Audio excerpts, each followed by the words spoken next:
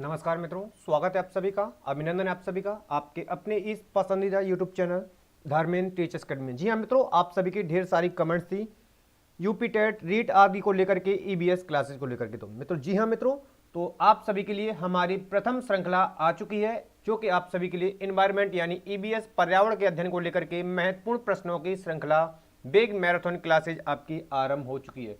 तो जी हाँ मित्रों, संभवतः कल आपको शेड्यूल जारी कर दिया गया था, सभी को पता हो जाएगा। तो हो सकता है तो आप सभी लोग जुड़ जाएंगे शीघ्रता के साथ। तो संभवतः सभी को नोटिफिकेशन मिल चुका होगा, जिन जिन विद्यार्थियों को नोटिफिकेशन मिल चुका है सभी लोग शीघ्रता के साथ जुड़ जाएंगे, सभी लोग शीघ्रता के साथ जुड़ जाएंगे। तो जितने भी मित्र बंधु हमारे आ चुके हैं सभी का स्वागत है, सभी का गुड आफ्टरनून मित्रों। तो सभी लोग आ जाएंगे, शीघ्रता के साथ जुड़ते चलिए। और सेशन की श्रृंखला आप सभी के सामने बेहद इंपोर्टेंट होने वाली है, क्योंकि इन्वायरमेंट स्टडी को लेकर के आप सभी की ढेर सारी कमेंट्स आ रही थी, क्वेरी आई थी सर कि आप ईबीएस को भी कंप्लीट कराएं मित्रों। तो जी हाँ मित्रों, पर्यावरण अध्ययन को लेकर के ये हमारी फर्स्ट यानी कि प्रथम बिग मैराथन क्लासेज है, जो कि आपके सभी एग्जाम्स में यानी कि यूपी टेट की आप तैयारी कर रहे हैं, रीट और सी टेट स्पेशल 2021 एग्जाम को ध्यान में रखते हुए महत्वपूर्ण सेलेक्टेड और लल्लन टॉप 50-100, जी हाँ मित्रों 500 प्लस एमसीक्यू प्रश्नों की सीरीज है। अंजलि शर्मा जी, अंजलि शर्मा सर कब है पेपर यूपी टेट का? ओके, जुलाई में होगा मैम अंजलि जी। चलिए, यूपी टेट का जो एग्जाम होना है वो जुलाई में होगा, लेकिन क्लासेज आपको आपके एग्जाम को ध्यान में रखते हुए सेलेक्टेड क्लासेज आपको स्पेशल रीट आदि के ध्यान में रखते हुए आप सभी की ढेर सारी जो कमेंट थी, तो प्रथम बिग मैराथन क्लासेज हमारी आ चुकी है। तो सभी लोग जुड़ जाएंगे। Vijay Pratap Yadav ji, good afternoon sir जी। बिल्कुल से आपको भी गुड आफ्टरनून है, सभी को गुड आफ्टरनून है। और आप सभी लोग शीघ्रता के साथ इस सेशन को कर देंगे शेयर, क्योंकि आप सभी की सेलेक्टेड प्रश्नों की सीरीज लेकर हम आ चुके हैं। और इसी का एक और पार्ट जो आएगा वो आपको कल मिलेगा, उसका टाइम शेड्यूल हम अंत में बताएंगे। इसमें भी आपके लिए सेलेक्टेड इंपोर्टेंट सीरीज आपके प्रश्नों की होने वाली है। तो सभी लोग जुड़ जाएंगे शीघ्रता के साथ, और सेशन को लाइक कर शेयर करने में कोई कंजूसी नहीं करेगा। अधिक से अधिक संख्या में सेशन को शेयर कर देंगे। कंप्लीटली हमारे 3 पार्ट से यानी लेकर के 3 से 4 पार्ट में ये हमारी कंप्लीट होगी, जिसमें आपके 30 अंक अपॉन 30 यानी कि पूर्ण रूप से हमारे जो हैं 30 से 30 अंकों की तैयारी आपको दी जाएगी। जी हाँ मित्रों, बेहतरीन और सिलेक्टेड गजब प्रश्नों की श्रृंखला आप सभी के सामने आ चुकी है। तो चलिए सभी लोग आ जाएंगे, और एक बार सभी को गुड आफ्टरनून है, सभी का स्वागत है, सभी का अभिनंदन है। तो शीघ्रता के साथ प्रश्नों की श्रृंखला को किया जाता है आरंभ मित्रों। तो जी हाँ मित्रों, ईबीएस बिग मैराथन क्लासेज में आप सभी का एक बार पुनः अभी पहला प्रश्न आप सभी के लिए आ चुका है। तो क्वेश्चन नंबर फर्स्ट आप सभी के सामने है मित्रों, भारत में बाल विवाह निरोध अधिनियम किस वर्ष पारित किया गया था? रीट एग्जाम 2016 एग्जाम्स में यह प्रश्न पूछा गया है। तो यहां से आपका राइट आंसर क्या होगा? तो चलिए सभी लोग जवाब देंगे। जी हां, भारत में जो बाल विवाह अधिनियम था, बाल विवाह अधिनियम निरोध अधिनियम किस वर्ष पारित किया गया था? तो शीघ्रता के साथ सभी लोग जवाब देते चलेंगे। तो आंसर क्या होगा? I am waiting for answer. शीघ्रता के साथ कमेंट सेशन में आप हलचल मचा दे देंगे, और सेशन को शेयर भी कर देंगे सभी ग्रुप में। तो बिल्कुल से सभी लोग आ जाइए, जुड़ जाइए, और सेशन को शेयर भी कर दीजिए। तो यहां पर आपका राइट आंसर क्या होगा? तो भारत में बाल विवाह निरोध अधिनियम जो है किस वर्ष पारित किया गया था? 2006 में, 2008 में, या 2011, या फिर 1997? किस वर्ष भारत में बाल विवाह निरोध अधिनियम पारित किया गया था? तो यहां पर आंसर क्या होगा? विजय प्रताप जवाब दे रहे हैं ए, बहुत बढ़िया, बिल्कुल से आपका राइट आंसर है। भारत में जो बाल विवाह निरोध अधिनियम आपका पारित किया गया था 2006 में, और ये किस एक्ट को खत्म करके किया गया था? तो याद रखेंगे शारदा एक्ट। शारदा एक्ट को खत्म करके यानी को समाप्त करके, शारदा एक्ट को समाप्त करके, याद रखेंगे शारदा एक्ट को समाप्त करके। जी हां, भारत में बाल विवाह निरोध अधिनियम पारित किया गया था, जो कि 2006 में पारित किया गया था। तो याद रखेंगे, और यह लागू हुआ था, तो यह प्रभावी हुआ था तो 1 नवंबर 2007। याद रखेंगे, कई बार प्रश्न बनता है कि यह लागू हुआ था या फिर प्रभावी हुआ था पूरे भारत में। ध्यान रखेंगे, भारत में बाल विवाह निरोध अधिनियम लागू हुआ था या प्रभावी हुआ था? तो 1 नवंबर 2007 में। और इस अधिनियम के तहत विवाह हेतु बालक और बालिकाओं की आयु, विवाह हेतु बालकों की आयु, याद रखेंगे बालकों की आयु, बालकों की आयु जो निर्धारित की गई थी वो कितनी थी? 21 वर्ष बालकों की आयु। और बालिकाओं की आयु जो थी, याद रखेंगे बालिकाओं की आयु जो निर्धारित की गई थी वो 18 वर्ष थी। ठीक है, कई बार आपके एग्जाम में बना है प्रश्न, तो आप यहां से इन चीजों को समझते हुए चलेंगे। बहुत बढ़िया, बिल्कुल से चीजें यदि समझ आ रही हैं मित्रों तो वीडियो को लाइक शेयर कर देंगे, वीडियो को लाइक शेयर कर देंगे। प्रश्नों की श्रृंखला आपको पसंद आ रही तो बिल्कुल से, तो सभी लोग अधिक से अधिक संख्या में सेशन को शेयर और कर दें, क्योंकि यह सेशन सभी के लिए इंपोर्टेंट होने वाला है जो कि आप सभी एग्जाम्स में प्रिपेयर कर रहे हैं उन सभी के लिए। तो जी हाँ मित्रों, तो आपका प्रथम प्रश्न का आंसर हो चुका है 2006, बिल्कुल से राइट आंसर आपका। चलिए आगे बढ़ते हैं अगले प्रश्न की ओर। क्वेश्चन नंबर सेकंड आप सभी के सामने आ चुका है। क्वेश्चन नंबर सेकंड है, कौन सी विशेषता परिवार की नहीं है? रीट एग्जाम में आपके पूछा गया है, कौन सी विशेषता परिवार की नहीं है? तो यहां पर आपका आंसर क्या होगा? ऑप्शन को रीड करेंगे।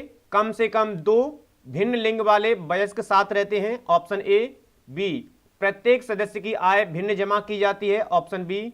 वे समान आवास, भोजन और समान सामाजिक क्रियाओं का उपयोग करते हैं, ऑप्शन सी। या फिर डी, सुरक्षा एवं बच्चों का साझा उत्तरदायित्व। तो यहां पर आपका राइट आंसर क्या होगा? सभी लोग जवाब देंगे शीघ्रता के साथ। चलिए सभी लोग जवाब देंगे शीघ्रता के साथ। जितने भी मित्र बंधु हमारे आ चुके हैं और सेशन से जुड़ गए हैं, सभी का एक बार पुनः अभिनंदन है, सभी का स्वागत है। तो चलिए शीघ्रता के साथ यहां पर भी आप जवाब देंगे कि राइट आंसर आपका क्या होगा। आप सभी के लिए सिलेक्टेड प्रश्नों की श्रृंखला आरंभ हो चुकी है, तो यहां पर राइट आंसर होगा। चलिए आंसर क्या होगा आपका? यहां पर शीघ्रता के साथ जवाब देंगे, सभी लोग शीघ्रता के साथ जवाब देंगे। क्वेश्चन नंबर सेकंड आप सभी के सामने आ चुका है। तो कौन सी विशेषता परिवार की नहीं है, यहां पर प्रश्न में पूछा गया है। तो याद रखेंगे आपका राइट आंसर हो जाएगा, विजय प्रताप जी का जवाब आ रहा है सेकंड का बी। तो बिल्कुल से विजय जी आपका बिल्कुल से राइट आंसर हो जाएगा ऑप्शन बी। ठीक है, प्रत्येक सदस्य की आय भिन्न भिन्न जमा की जाती है जो कि परिवार की विशेषता नहीं है, यानी कि राइट आंसर आपका हो जाएगा यहां पर बी ऑप्शन, बिल्कुल से राइट हो जाएगा विजय प्रताप जी, बिल्कुल से आपका करेक्ट आंसर है। चलिए आगे बढ़ते हैं अगले प्रश्न की ओर। बाकी सभी परिवार की विशेषता है। आगे बढ़ते हैं question number next. Question number next आप सभी के सामने आ चुका है। क्वेश्चन नंबर थर्ड, राष्ट्रीय बाल श्रम उन्मूलन प्राधिकरण की स्थापना कब की गई थी? राष्ट्रीय बाल श्रम उन्मूलन प्राधिकरण, यानी बाल श्रम का मतलब क्या होता है? 14 वर्ष से कम आयु के विद्यार्थी या बालकों को, कम आयु के बालकों को श्रम में लगाना। ठीक है, तो ये बाल श्रम होगा आपका, याद रखेंगे। तो यहां पर ऑप्शन ए 16 अगस्त 1996, 5 जून 1990, 22 जुलाई 2002, 26 सितंबर 1994। सभी प्रश्न, सुधा मिश्रा जी स्वागत है आपका, अभिनंदन है, आपका भी जवाब भी आ चुका है, बहुत बढ़िया। बिल्कुल से सभी प्रश्न आपके लिए सिलेक्टेड हैंड रिटन नोट के माध्यम से तैयार किए गए मित्रों। तो अधिक से अधिक संख्या में लाइक और शेयर कर देंगे, क्योंकि हमारी मेहनत और आप सभी का प्रयास एकदम से बिल्कुल से सफल होना चाहिए। तो ये आंसर आपका यहां पर क्या होगा? चलिए राइट आंसर आपका क्या होगा?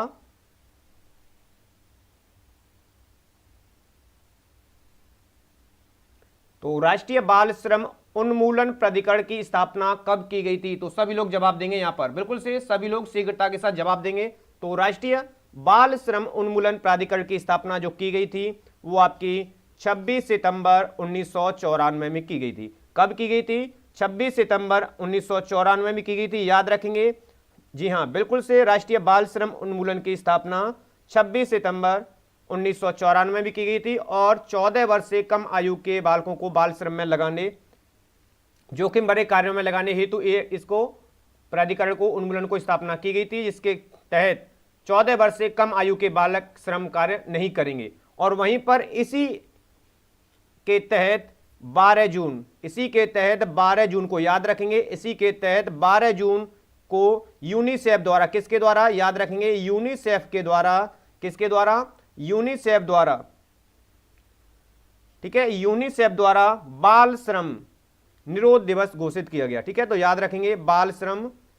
अगला प्रश्न आपके जो बनेगा वो होगा आपका, बाल श्रम निरोध दिवस मनाया जाता है तो इसी में 12 जून को बाल श्रम, ठीक है, याद रखेंगे, निरोध दिवस, बाल श्रम निरोध दिवस घोषित किया गया।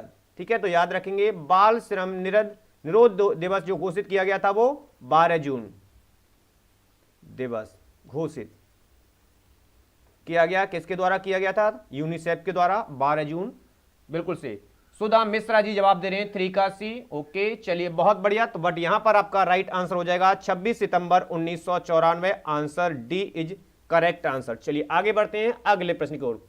नेक्स्ट प्रश्न आप सभी के लिए एक और सिलेक्टिव प्रश्न। निम्न में से कौन सा कथन सही है? निम्न में से कौन सा कथन राइट है? बस राइट कथन को आपको बताना है। ऑप्शन रीड करेंगे आप। एकल परिवार में दहेज प्रथा सामान्य बात है। ऑप्शन बी, एकल परिवार में बाल श्रम सामान्य बात है। ऑप्शन सी, दहेज तथा बाल श्रम सामाजिक बुराइयां हैं। डी, दहेज तथा बाल श्रम शहरों में सामान्य बात है। तो यहां पर आपका राइट आंसर क्या होगा? चलिए शीघ्रता के साथ कमेंट सेक्शन में आप सभी लोग जवाब देंगे कि राइट आंसर आपका होगा यहां पर। चलिए तो राइट आंसर आपका क्या होगा? शीघ्रता के साथ जवाब देंगे। चलिए बहुत बढ़िया मित्रों, बिल्कुल से राइट आंसर आपका क्या होगा? तो यहां पर आपका राइट आंसर होगा। चलिए तो बिल्कुल से शीघ्रता के साथ आप सभी लोग जवाब देते चलेंगे। प्रत्येक प्रश्न आपके लिए सेलेक्टेड है और इंपोर्टेंट है और सिलेक्शन दिलाने वाला है। तो यहां पर आपका निम्न में से कौन सा कथन सही है? परिवार के संबंध में प्रश्न पूछा गया है, तो यहां पर आपका राइट आंसर होगा। तो चलिए सभी लोग जवाब देंगे शीघ्रता के साथ। तो यहां पर आपका राइट आंसर होगा ऑप्शन सी, दहेज तथा बाल श्रम सामाजिक बुराइयां हैं। क्योंकि यहां पर पूछा गया था सत्य कथन, और सत्य कथन यही है कि दहेज, जो दहेज प्रथा है, और जो बाल श्रम है यानी 14 वर्ष के कम बालकों को श्रम कार्य करवाना, जोखिम भरे कार्यों में लगाना, ये हमारी एक सामाजिक कुरीतियां हैं या बुराइयां हैं जिन्हें शिक्षा के माध्यम से दूर किया जा सकता है। तो विजय प्रताप जी जवाब दे रहे हैं 4th का बी, बट आंसर होगा यहां पर आप सभी का सी। ध्यान रखेंगे, ठीक है। ऐसा नहीं है कि एकल परिवार में बाल श्रम सामान्य सी बात है। परिवार, एकल परिवार का मतलब क्या होता है? माता पिता और बच्चे, ठीक है। तो याद रखेंगे ऐसा नहीं होता है। यहां पर राइट आंसर आपका हो जाएगा सी। अगले प्रश्न की ओर बढ़ते हैं। क्वेश्चन नंबर नेक्स्ट आप सभी के सामने एक और सिलेक्टेड प्रश्न आ चुका है। एकल परिवार से तात्पर्य है। एकल परिवार से क्या तात्पर्य है? तो यहां पर आपका राइट आंसर क्या होगा? ऑप्शन को रीड करेंगे। वर्ष 1950 के बाद बना परिवार, या फिर बी, परिवार जिसमें माता पिता एवं उनके बच्चे हों, या फिर ऐसा परिवार जो सी ऑप्शन में है, संपूर्ण परिवार जिसमें बच्चे, उनके माता पिता, दादा दादी आदि सभी हों, या फिर डी, केवल पति और पत्नी। एकल परिवार से क्या तात्पर्य है? तो यहां पर आपका राइट आंसर क्या होगा? चलिए मित्रों शीघ्रता के साथ जवाब देंगे। एकल परिवार से क्या तात्पर्य है? अंकित शर्मा जी स्वागत है आपका। 5 का वी जवाब आ रहा है अंकित जी का, बहुत बढ़िया। बिल्कुल से एकल परिवार से तात्पर्य है। तो एकल परिवार, देखो परिवार के मैं आपको प्रकार बता देता हूं। परिवार, ठीक है, परिवार हमारे की सबसे प्रथम इकाई होती है जहां पर सबसे अधिक बालक जो है समय व्यतीत करता है। तो परिवार हमारे 2 प्रकार के होते हैं, एक एकल और एक संयुक्त परिवार, ठीक है। एकल परिवार क्या होता है? एकल परिवार ऐसे होते हैं जिसमें माता पिता या पति पत्नी और उसके बच्चे इसमें सम्मिलित होते हैं, ठीक है। तो ये एकल परिवार होता है। संयुक्त परिवार में क्या होता है? माता पिता, बच्चे, दादा दादी आदि, ये सभी हमारे संयुक्त परिवार की विशेषता है, जो कि बृहद परिवार कहा जाता है संयुक्त, और ये छोटा परिवार कहा जाता है। छोटा परिवार, सुखी परिवार आपका एकल परिवार कहा जाता है। और संयुक्त परिवार आपको अधिकतर ग्रामीण क्षेत्रों में देखने को मिलते हैं। शहर यदि आदि क्षेत्रों में आपको एकल परिवार देखने को मिलेंगे। तो यहां पर एकल परिवार से तात्पर्य है परिवार के जिसमें माता पिता और उनके बच्चे हों, ठीक है। तो राइट आंसर आपका क्या हो जाएगा? यहां पर बिल्कुल से अंकित जी का बिल्कुल राइट आंसर है। विजय प्रताप जी का भी बिल्कुल से करेक्ट आंसर है। आप लाइक शेयर करने में कंजूसी कर रहे हैं, तो अधिक से अधिक संख्या में सेशन को शेयर कर देंगे। जी हाँ मित्रों, आप बहुत कंजूसी कर रहे हैं, ठीक है, कोई भी कंजूसी नहीं करेगा। आगे बढ़ते हैं अगले प्रश्न की ओर। नेक्स्ट और सिलेक्टेड प्रश्न आप सभी के सामने आ चुका है। एक और सिलेक्टेड प्रश्न, क्वेश्चन नंबर 6। भारतीय संविधान द्वारा उपलब्ध किए गए मूलभूत अधिकार, यानी भारतीय संविधान से जो प्रत्येक के लिए जो मूलभूत अधिकारों का मुख्य उद्देश्य क्या है? ऑप्शन को रीड करेंगे। बच्चों का सर्वांगीण विकास करना, या फिर बी, पुरुषों का सर्वांगीण विकास करना, या फिर सी, महिला सशक्तिकरण, या फिर डी, नागरिकों के व्यक्तित्व का सर्वांगीण विकास। भारतीय संविधान द्वारा जो हमें उपलब्ध मूलभूत हमारे अधिकार हैं, उनका मुख्य उद्देश्य क्या है? राइट आंसर आपका क्या होगा? अंकित शर्मा जवाब दे रहे हैं 6 का डी। ओके चलिए, तो सभी लोग जवाब देते चलेंगे, बिल्कुल से कमेंट सेशन में हलचल मचा देंगे। तो जितने भी मित्र बंधु हैं एक बार शेयर कर देंगे अपने अपने ग्रुप में, जो भी आपका ग्रुप है सभी लोग अपने अपने ग्रुप में, आपका फेसबुक है, व्हाट्सएप है आदि सभी पर आप शेयर कर दीजिए। चलिए, तो आंसर आना आरंभ हो चुका है, अंकित जी का आ चुका है, और आप सभी लोग भी आंसर शीघ्रता के साथ टाइप करेंगे कमेंट सेशन में। जैसे ही प्रश्न को देखा, ऑप्शन को रीड किया और राइट आंसर कमेंट सेशन में आ जाना चाहिए, ठीक है, अति शीघ्रता के साथ, जिससे कि हमारी मैराथन क्लासेज आपकी कंप्लीट, आपको सेशन आपको बेहतर तरीके से प्रश्नों को आप तक पहुंचाया जाए, क्योंकि इसमें सेलेक्टेड प्रश्न आप सभी के लिए हैं। तो चलिए, राइट आंसर आपका बिल्कुल से डी हो जाएगा, क्योंकि भारतीय संविधान के जो मूलभूत अधिकार हैं वह नागरिकों की सुरक्षा, उनके व्यक्तित्व आदि का सर्वांगीण विकास हेतु उनका उद्देश्य निर्धारित है। तो राइट आंसर आपका बिल्कुल से अंकित जी, अंकित शर्मा शेयर कर दिया है, थैंक यू अंकित जी, आपने शेयर कर दिया। चलिए, तो यहां पर आपका राइट आंसर हो जाएगा डी। ओके, आगे बढ़ते हैं अगले प्रश्न की ओर, आगे बढ़ते हैं अगले प्रश्न की ओर। एक और प्रश्न आपके लिए सेलेक्टेड, शारदा एक्ट का संबंध निम्न में से है। तो शारदा एक्ट का संबंध किससे है? बाल विवाह से है, या फिर दहेज प्रथा से है, या बाल श्रम उन्मूलन से है, या फिर अनिवार्य शिक्षा से है। तो जो शारदा एक्ट है उसका संबंध है।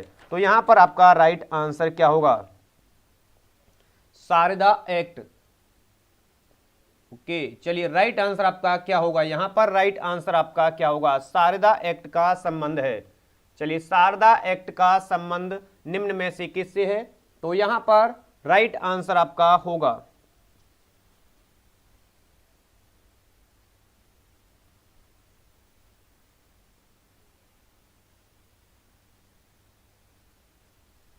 शारदा एक्ट का संबंध किससे है? बाल विवाह से है। चलिए,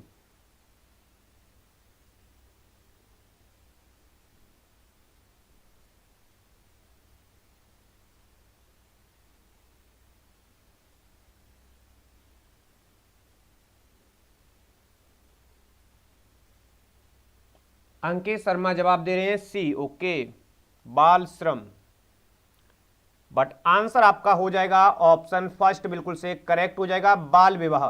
बाल विवाह से संबंध है, क्योंकि शारदा एक्ट जो तैयार किया गया था वो हरविलास, याद रखेंगे किसके नाम पर या किसने तैयार किया था?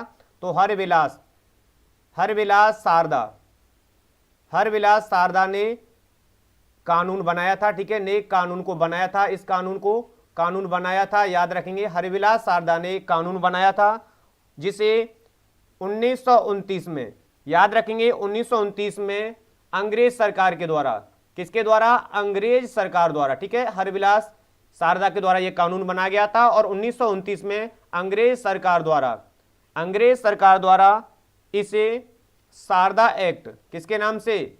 शारदा एक्ट के नाम से लागू किया गया था, ठीक है, शारदा एक्ट के नाम से घोषित किया गया था, और जिसके तहत लड़कियों की, याद रखेंगे लड़कियों की विवाह की आयु,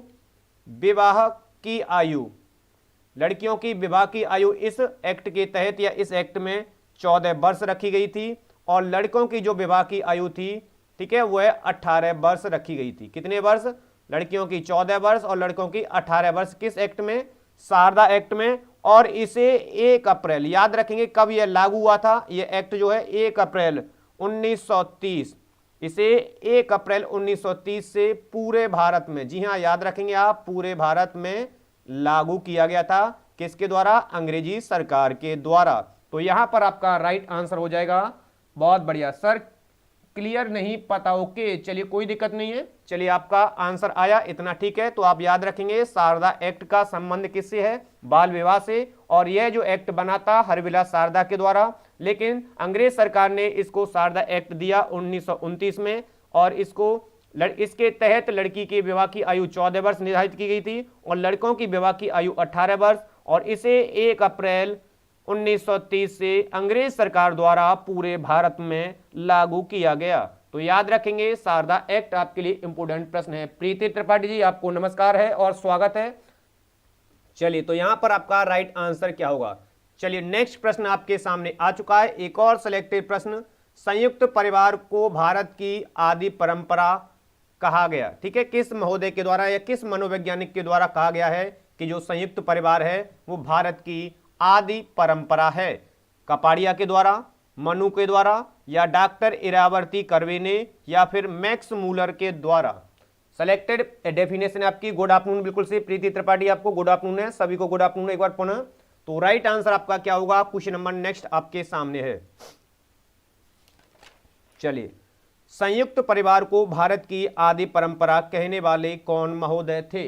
तो यहां पर आपका राइट आंसर होगा, चलिए राइट आंसर क्या होगा, शीघ्रता के साथ जवाब देंगे आप सभी लोग, शीघ्रता के साथ सभी लोग जवाब देंगे बिल्कुल से। प्रत्येक प्रश्न आपके लिए सिलेक्शन दिलाने वाला है, तो याद रखेंगे, जी हां, प्रत्येक प्रश्न आपके लिए सिलेक्टेड है और सिलेक्शन दिलाने वाला है।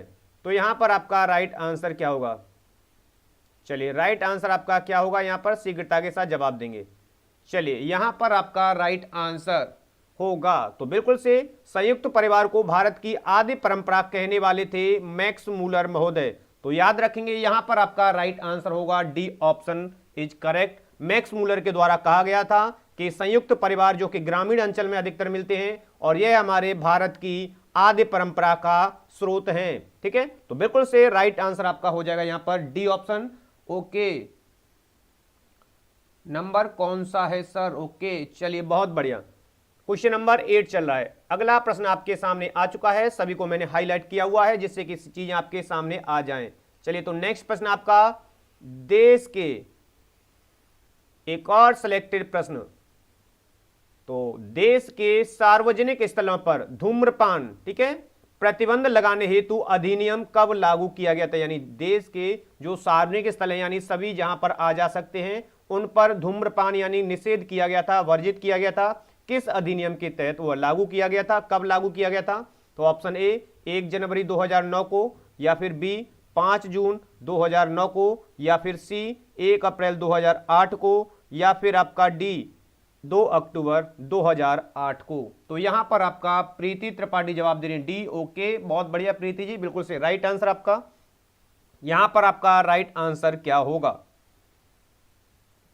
क्वेश्चन नंबर 9 आपके सामने है, तो यहां पर आपका राइट आंसर होगा, चलिए राइट आंसर आपका क्या होगा, शीघ्रता के साथ जवाब देंगे। चलिए बहुत बढ़िया, तो बिल्कुल से राइट आंसर हो जाएगा देश के सार्वजनिक यानी कि जहां पर सभी की आवाजाही रहती है, इस तरह के स्थलों पर धूम्रपान प्रतिबंध लगाने हेतु अधिनियम लागू किया गया था सरकार के द्वारा 2 अक्टूबर 2008 को। याद रखेंगे 2 अक्टूबर 2008 आपका बिल्कुल से राइट आंसर हो जाएगा। चलिए बढ़ते हैं अगले प्रश्न की ओर। नेक्स्ट प्रश्न आपके सामने आ चुका है, एक और सिलेक्टेड प्रश्न, क्वेश्चन नंबर 10। महिला पुरुषों की तुलना में कमजोर हैं, यह जो बनी हुई है क्या है? ये एक अंधविश्वास बना हुआ है, या फिर मिथक तथ्य है, या फिर वैज्ञानिक तथ्य है, या रूढ़िबद्ध धारणा है? महिलाएं पुरुषों की तुलना में कमजोर होती हैं, ऐसी जो अवधारणा है। प्रीति त्रिपाठी जवाब दे रही 9 का ए, बहुत बढ़िया बिल्कुल से। चलिए क्वेश्चन नंबर नेक्स्ट आपका आ चुका है, तो यहां पर आपका राइट आंसर क्या होगा, महिलाएं पुरुषों की तुलना में कमजोर हैं, यह एक रिक्त स्थान है, किस प्रकार की अवधारणा बनी हुई है? तो यहां पर आपका राइट आंसर क्या होगा, सभी लोग जवाब देंगे शीघ्रता के साथ। चलिए ओके, सभी लोग जितने भी मित्र बंधु लाइव सेशन के साथ जुड़े हुए हैं, सेशन को शेयर करते हुए चलेंगे और आंसर भी टाइप करते हुए चलेंगे बिल्कुल से, क्योंकि प्रत्येक प्रश्न आपको सिलेक्शन दिलाने वाला है। याद रखेंगे, प्रत्येक प्रश्न आपको सिलेक्शन दिलाने वाला है और एक एक प्रश्न को काफी मेहनत के पश्चात सिलेक्टेड प्रश्नों को ही यहां पर लिया है आप सभी के सामने बेहतर तरीके से प्रेजेंटेशन के साथ। चलिए, तो यहां पर क्या है, महिलाएं पुरुषों की तुलना में कमजोर होती हैं, यह एक रूढ़िबद्ध यानी कि धारणा है। रूढ़िबद्ध धारणा से मतलब होता है, ये धारणा जो होती है इनका सत्य से कोई ताल्लुक नहीं होता है, ये प्राचीन काल से ही जो चली आ रही है पूर्वजों से एक अवधारणा बनी हुई है। जिस तरह के महिलाएं घर का काम कर सकती हैं, पुरुषों के समान नहीं है या पुरुषों से कमजोर होती हैं, एक पूर्वाग्रसित धारणा होती है जिसको रूढ़िबद्ध अवधारणा कहते हैं। ऐसी अवधारणा जिससे सत्य से कोई इसका लेना देना नहीं होता है, तो ये एक हमारी रूढ़िबद्ध या प्राचीन अवधारणा है। ठीक है, तो राइट आंसर आपका यहां पर क्या हो जाएगा, डी ऑप्शन बिल्कुल करेक्ट हो जाएगा। चलिए आगे बढ़ते हैं अगले प्रश्न की ओर। एक और सिलेक्टेड प्रश्न आपके सामने आ चुका है, तो यहां पर आपका राइट आंसर क्या होगा, क्वेश्चन नंबर 11। चलिए क्वेश्चन नंबर 11 आप सभी के सामने है, तो यहां पर आपका राइट आंसर होगा, भारत में बाल श्रम को प्रतिबंधित करने के लिए बाल श्रम निषेध एवं विनियमन अधिनियम किस वर्ष में पारित किया गया था? तो याद रखेंगे प्रश्न आपके लिए सिलेक्टेड है, तो यहां पर राइट आंसर क्या होगा, चलिए राइट आंसर आपका क्या होगा? 1938, 1988, 1986 या फिर 2017। ओके चलिए बहुत बढ़िया, बिल्कुल से यहां पर आपका राइट आंसर क्या होगा? राइट आंसर आपका क्या होगा? भारत में बाल श्रम को प्रतिबंधित करने, बाल श्रम का मतलब क्या होता है? 14 वर्ष से, याद रखेंगे 14 वर्ष से कम आयु के बालकों को, कम आयु के बालकों को जोखिम भरे कार्यों में लगाना, यह आपका बाल श्रम होता है, जोखिम भरे कार्यों में, ठीक है, कार्य में लगाना आपका बाल श्रम कहलाता है। और इसी की रोकथाम हेतु एक बाल श्रम या निषेध एवं विनियम अधिनियम के बारे पारित किया गया था। तो वह किस वर्ष पारित किया गया था? तो यहां पर आपका राइट आंसर क्या होगा?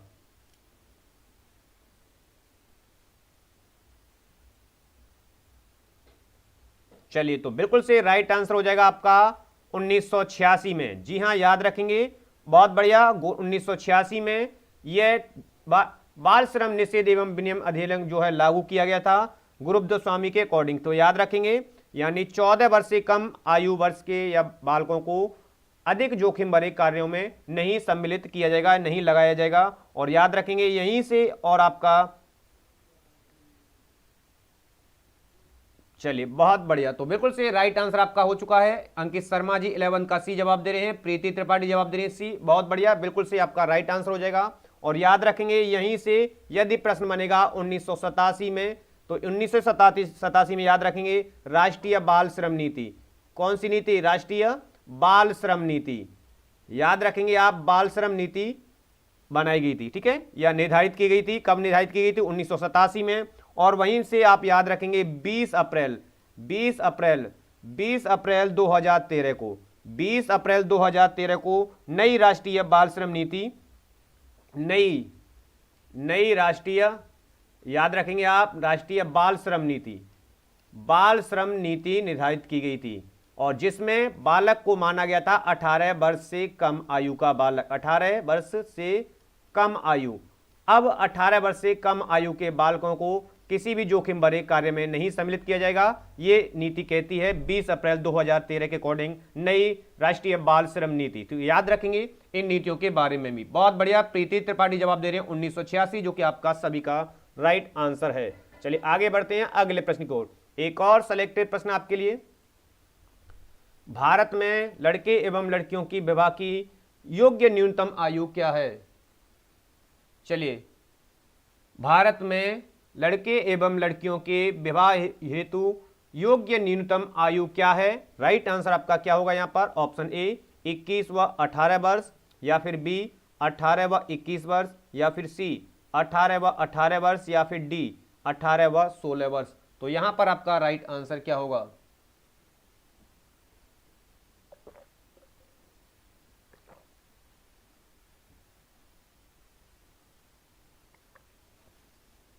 राइट आंसर आपका क्या होगा यहां पर?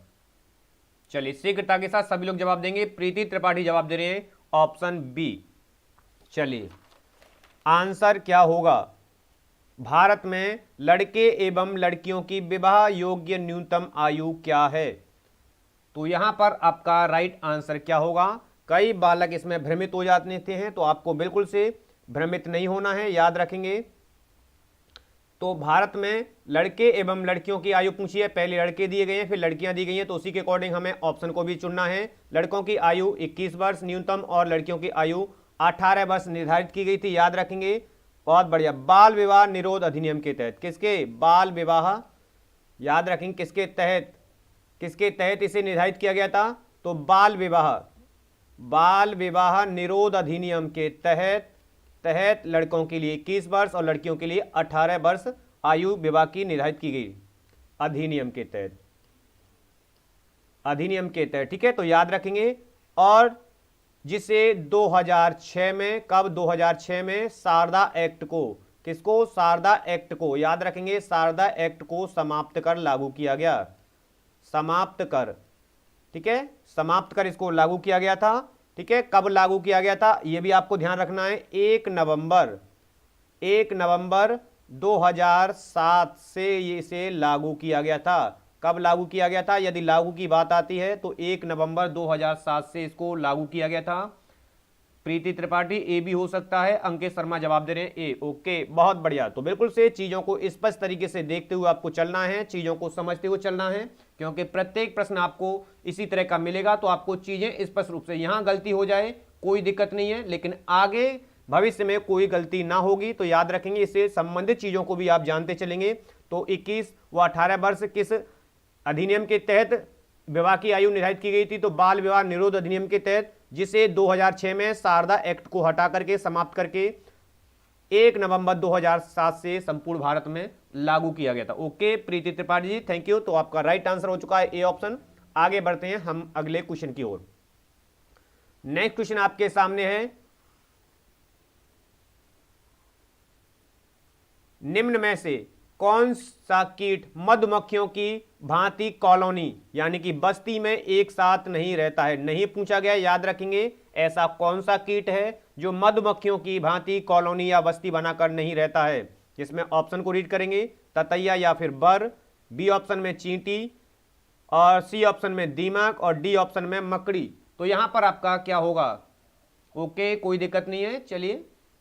तो यहां पर आपका राइट आंसर क्या होगा? चलिए, राइट आंसर आपका क्या होगा? शीघ्रता के साथ जवाब देंगे।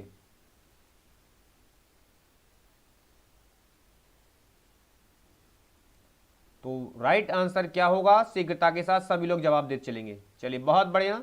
तो बिल्कुल से चीजें स्पष्ट रूप से समझ आ रही हैं तो लाइक शेयर भी करते चलेंगे, ठीक है। लाइक शेयर करने में कोई भी कंजूसी नहीं करेगा। अधिक से अधिक संख्या में सेशन को शेयर भी कर देंगे। चलिए, और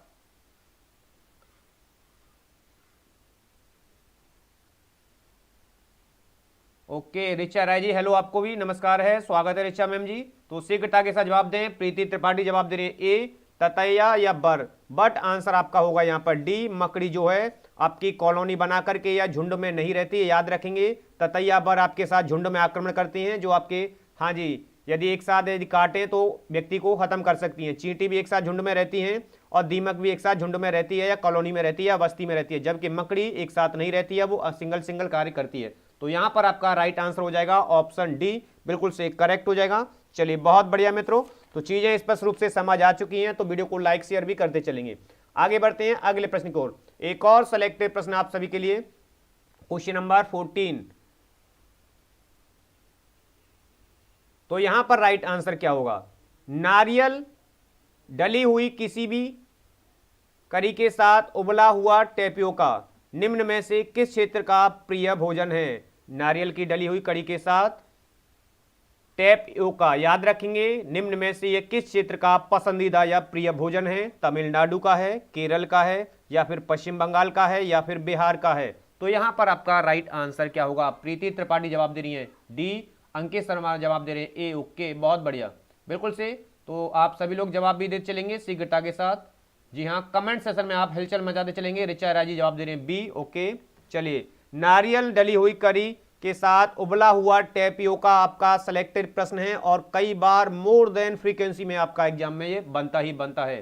तो ऋचा राय जी जवाब दे रहे हैं बी। ओके, तो राइट आंसर आपका बिल्कुल से हो जाएगा बी, केरल का ये पसंदीदा कहें या प्रिय भोजन है, ठीक है। क्या? नारियल में डली हुई करी के साथ उबला हुआ टेपियोका। तो याद रखेंगे, बहुत बढ़िया, बिल्कुल से। पश्चिम बंगाल की यदि हम बात करेंगे तो पश्चिम बंगाल की जो प्रसिद्ध भोजन है या प्रिय भोजन है वो दाब छिंगारी, ठीक है। तो याद रखेंगे, कई बार आपके एग्जाम में पूछी गई है। तो दाब छिंगारी किस का प्रिय भोजन है? तो यह पश्चिम बंगाल का है। और यहीं पर एक और याद रखेंगे, संदेश, संदेश ये भी इनका प्रिय भोजन है, किस का? पश्चिम बंगाल का। वहीं पर यदि बिहार की बात करेंगे तो बहुत बढ़िया, जी हाँ, बिहार की बात करेंगे तो जो आप सभी को ज्यादा, जी हाँ, लिट्टी चोखा, जो कई बार एग्जाम में बना हुआ है। बिहार का पसंदीदा भोजन क्या है आपका? लिट्टी चोखा, और चावल, चावल भी हैं और दाल भी है, ठीक है। तो याद रखेंगे। वहीं पर एक और यहां से प्रश्न बनता है गोवा का, ठीक है। इसमें कंफ्यूजन होती है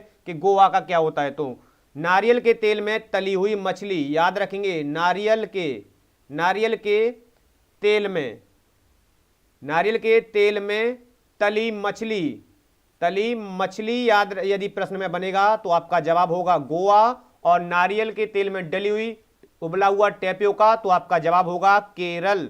बट यहां पर आपका आंसर होगा क्या, केरल। चलिए बहुत बढ़िया मित्रों, चीजें समझ आ चुकी हैं। अंकित शर्मा जी का, रिचा जी का और प्रीति त्रिपाठी का भी जवाब आ चुका है, तो बिल्कुल से राइट आंसर है। चलिए तो आगे बढ़ते हैं अगले प्रश्न की ओर। नेक्स्ट प्रश्न आप सभी के सामने एक और सिलेक्टेड प्रश्न, लाजवाब प्रश्न आप सभी के सामने। क्वेश्चन नंबर 15, निम्न में से कौन सा कायांतरित सेल का उदाहरण है। कायांतरित सेल का मतलब होता है जो अपना रूप परिवर्तित कर ले, यानी रूप बदल दे। ठीक है, आग्नेय सेल और अवसादी सेलों से आप समझ चुके होंगे। थोड़ी सी मैंने आपको हिंट दे दी तो आपका जवाब आ जाना चाहिए, आग्नेय सेल और अवसादी सेल से। ठीक है, तो यहां पर राइट आंसर क्या होगा, बलुआ पत्थर होगा या फिर ग्रेनाइट होगा, संगमरमर होगा या चूना पत्थर होगा। तो यहां पर आपका राइट आंसर क्या होगा, कायांतरित सेल का उदाहरण है। चलिए राइट आंसर आपका क्या होगा, शीघ्रता के साथ जवाब देंगे। चलिए बिल्कुल से राइट आंसर आपका क्या होगा, सभी लोग जवाब देंगे तो याद रखेंगे। कायांतरित सेल आपके कई बार एग्जाम में पूछा हुआ है, तो संगमरमर। ठीक है, संगमरमर आपका एक कायांतरित सेल है, तो याद रखेंगे। बहुत बढ़िया, बिल्कुल से राइट आंसर आपका हो जाएगा ऑप्शन सी, बिल्कुल से करेक्ट हो जाएगा। रिचारी जी जवाब दे रहे हैं बी, बट बी नहीं होगा। ग्रेनाइट जो है आग्नेय सेल का है और संगमरमर आपका अवसादी सेल का है, तो आपका राइट आंसर आपका हो जाएगा यहां पर सी ऑप्शन। चलिए अगला प्रश्न आप सभी के सामने एक और सिलेक्टेड प्रश्न, क्वेश्चन नंबर 16वां। तो यहां पर आपका क्या होगा, अगला सिलेक्टेड प्रश्न, और यहीं पर आप सभी लोगों की जो डिमांड थी राजस्थान को लेकर के, तो राजस्थान के लिए भी स्पेशल ईबीएस की श्रृंखला रीट स्पेशल विद्यार्थियों हेतु, रीट स्पेशल विद्यार्थियों हेतु राजस्थान हेतु। ठीक है, तो राजस्थान के भी लिए आपको ये हमारी श्रृंखला होते ही आपको इसके पश्चात आपको स्पेशल राजस्थान संस्कृति और पहनावे आदि से संबंधित सिलेक्टेड क्लासेज मिलेगी। अंकित शर्मा जवाब दे रहे हैं फिश, ओके। चलिए तो यहां पर आपका राइट आंसर क्या होगा, निम्नलिखित में से कौन सा पत्थर राजस्थान के घरों में फर्श बनाने, यानी राजस्थान के घरों में जब फर्श को बनाया जाता है तो के लिए उपयोग में नहीं लिया जाता, नहीं की बात की जा रही है, नहीं लिया जाता। ठीक है, प्रीति त्रिपाठी जवाब दे रहे हैं सी, ओके बहुत बढ़िया। संगमरमर का प्रयोग नहीं किया जाता है, या फिर कोटा स्टोन का, या फिर सी ऑप्शन घिया पत्थर यानी कि सेल खड़ी, या फिर सैंड स्टोन।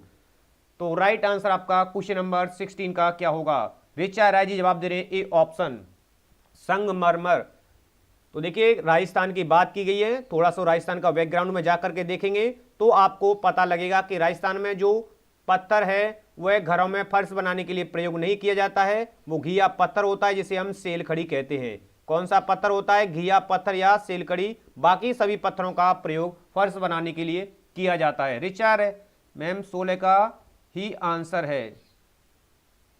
चलिए तो बिल्कुल से आंसर हो जाएगा आपका सी ऑप्शन करेक्ट हो जाएगा यहां पर। ठीक है, चलिए बहुत बढ़िया, बिल्कुल से आंसर हो जाएगा आपका सी। अगले प्रश्न की ओर बढ़ते हैं, एक और सिलेक्टेड और लाजवाब गजब प्रश्न आपका ईबीएस के लिए। चलिए, कुडुक कहां के लोगों की भाषा है।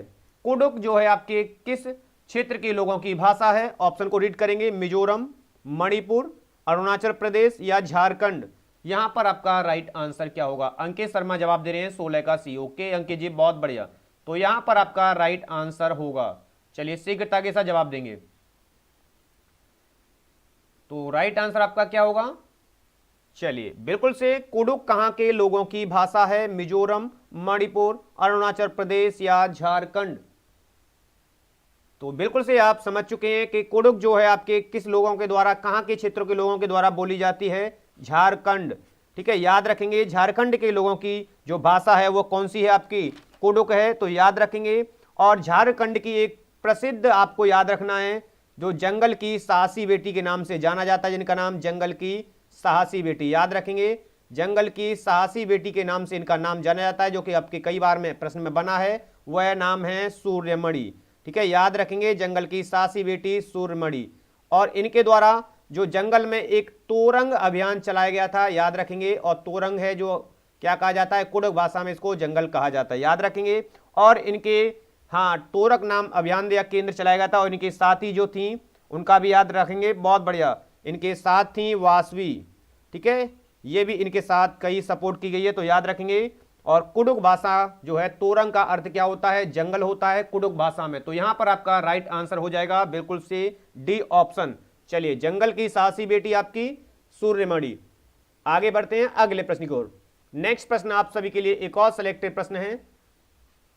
ग्रामीण क्षेत्रों में गोबर का प्रयोग झोंपड़ी तथा दीवारों एवं फर्श को लीपने के लिए किया जाता है, जिससे, तो ग्रामीण क्षेत्रों में जो व्यक्ति हैं वो लीपने के लिए गोबर का प्रयोग करते हैं, झोंपड़ी में, घरों में, कच्चे मकानों में आदि में। तो वो इसका प्रयोग क्यों करते हैं? ऑप्शन को रीड करना है। वे चिकनी रहे यानी वहां की सतह चिकनी रहे, या फिर बी घर्षण हेतु खुरदरी हो जाए यानी वहां की सतह खुरदरी हो जाए या घर्षण हेतु हो जाए, या फिर सी दीवार एवं फर्श का प्राकृतिक रंग हो। दीवारों को भी फर्श को भी लीपा जाता है कि वहां पर जो है कीट अत्यधिक ना पनपे।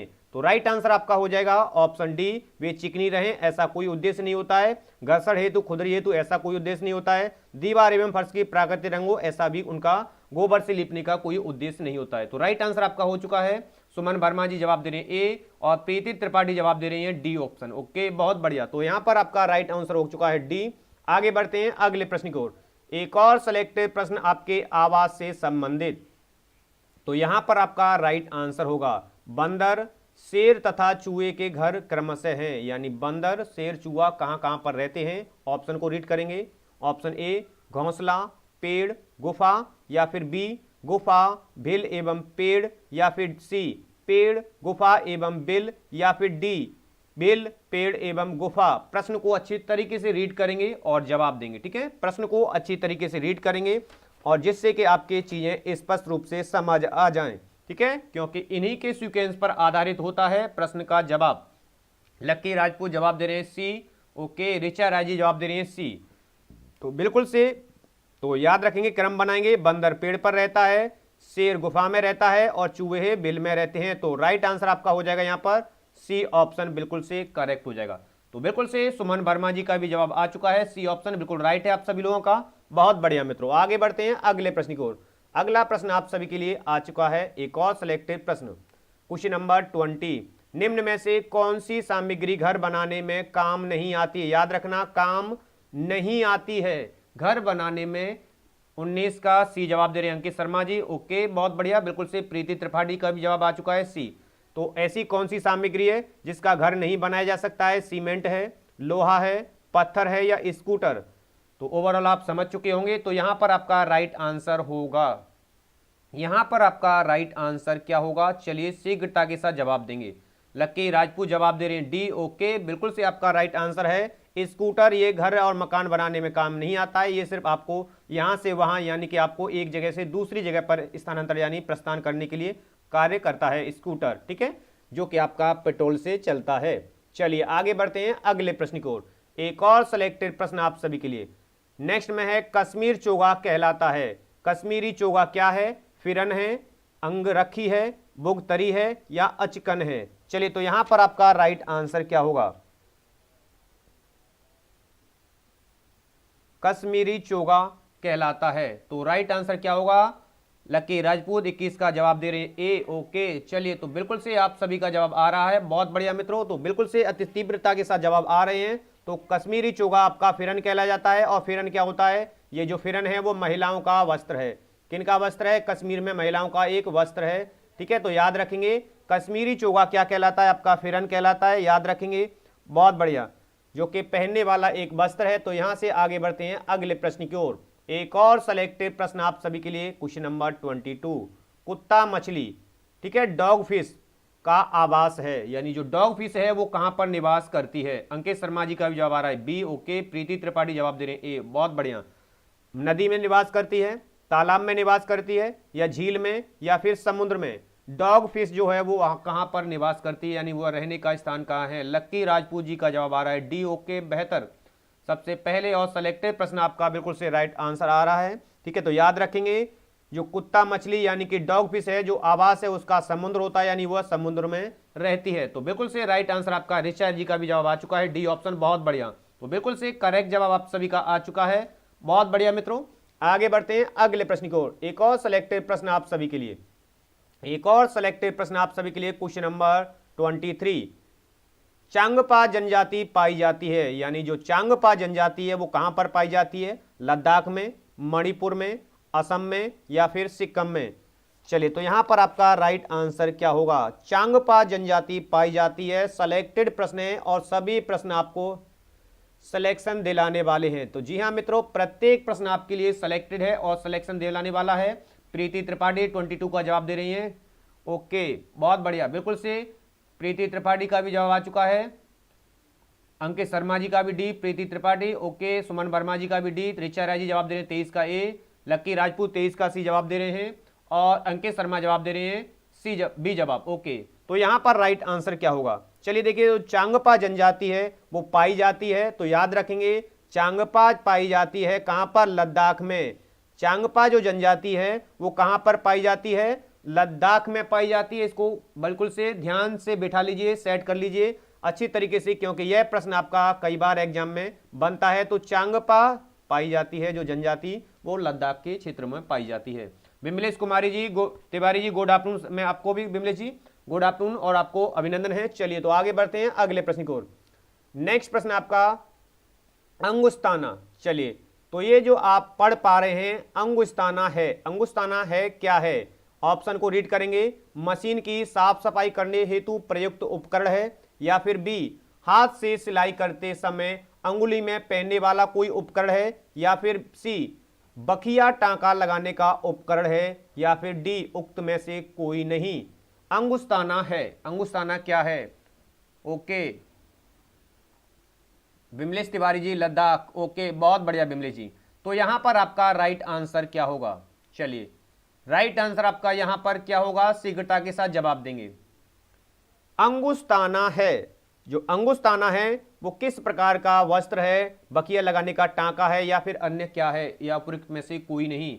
बिमलेश तिवारी जी और अंकित शर्मा जी का और ऋचा राय जी का जवाब आ रहा है बी। ओके, ओवरऑल आप सभी का राइट आंसर है। तो ये हाथ में सिलाई करते समय एक अंगुली में पहने जाने वाला उपकरण है जिसका नाम है अंगुस्ताना। ठीक है, तो याद रखेंगे हाथ में सिलाई के समय उंगली में पहने जाने वाला यंत्र उपकरण कह सकते हैं, अंगुस्ताना नाम है। तो बिल्कुल से प्रीति जी का भी जवाब आ चुका है 24 का बी। बिल्कुल से ओवरऑल आप सभी का राइट आंसर है। आगे बढ़ते हैं अगले प्रश्न की ओर।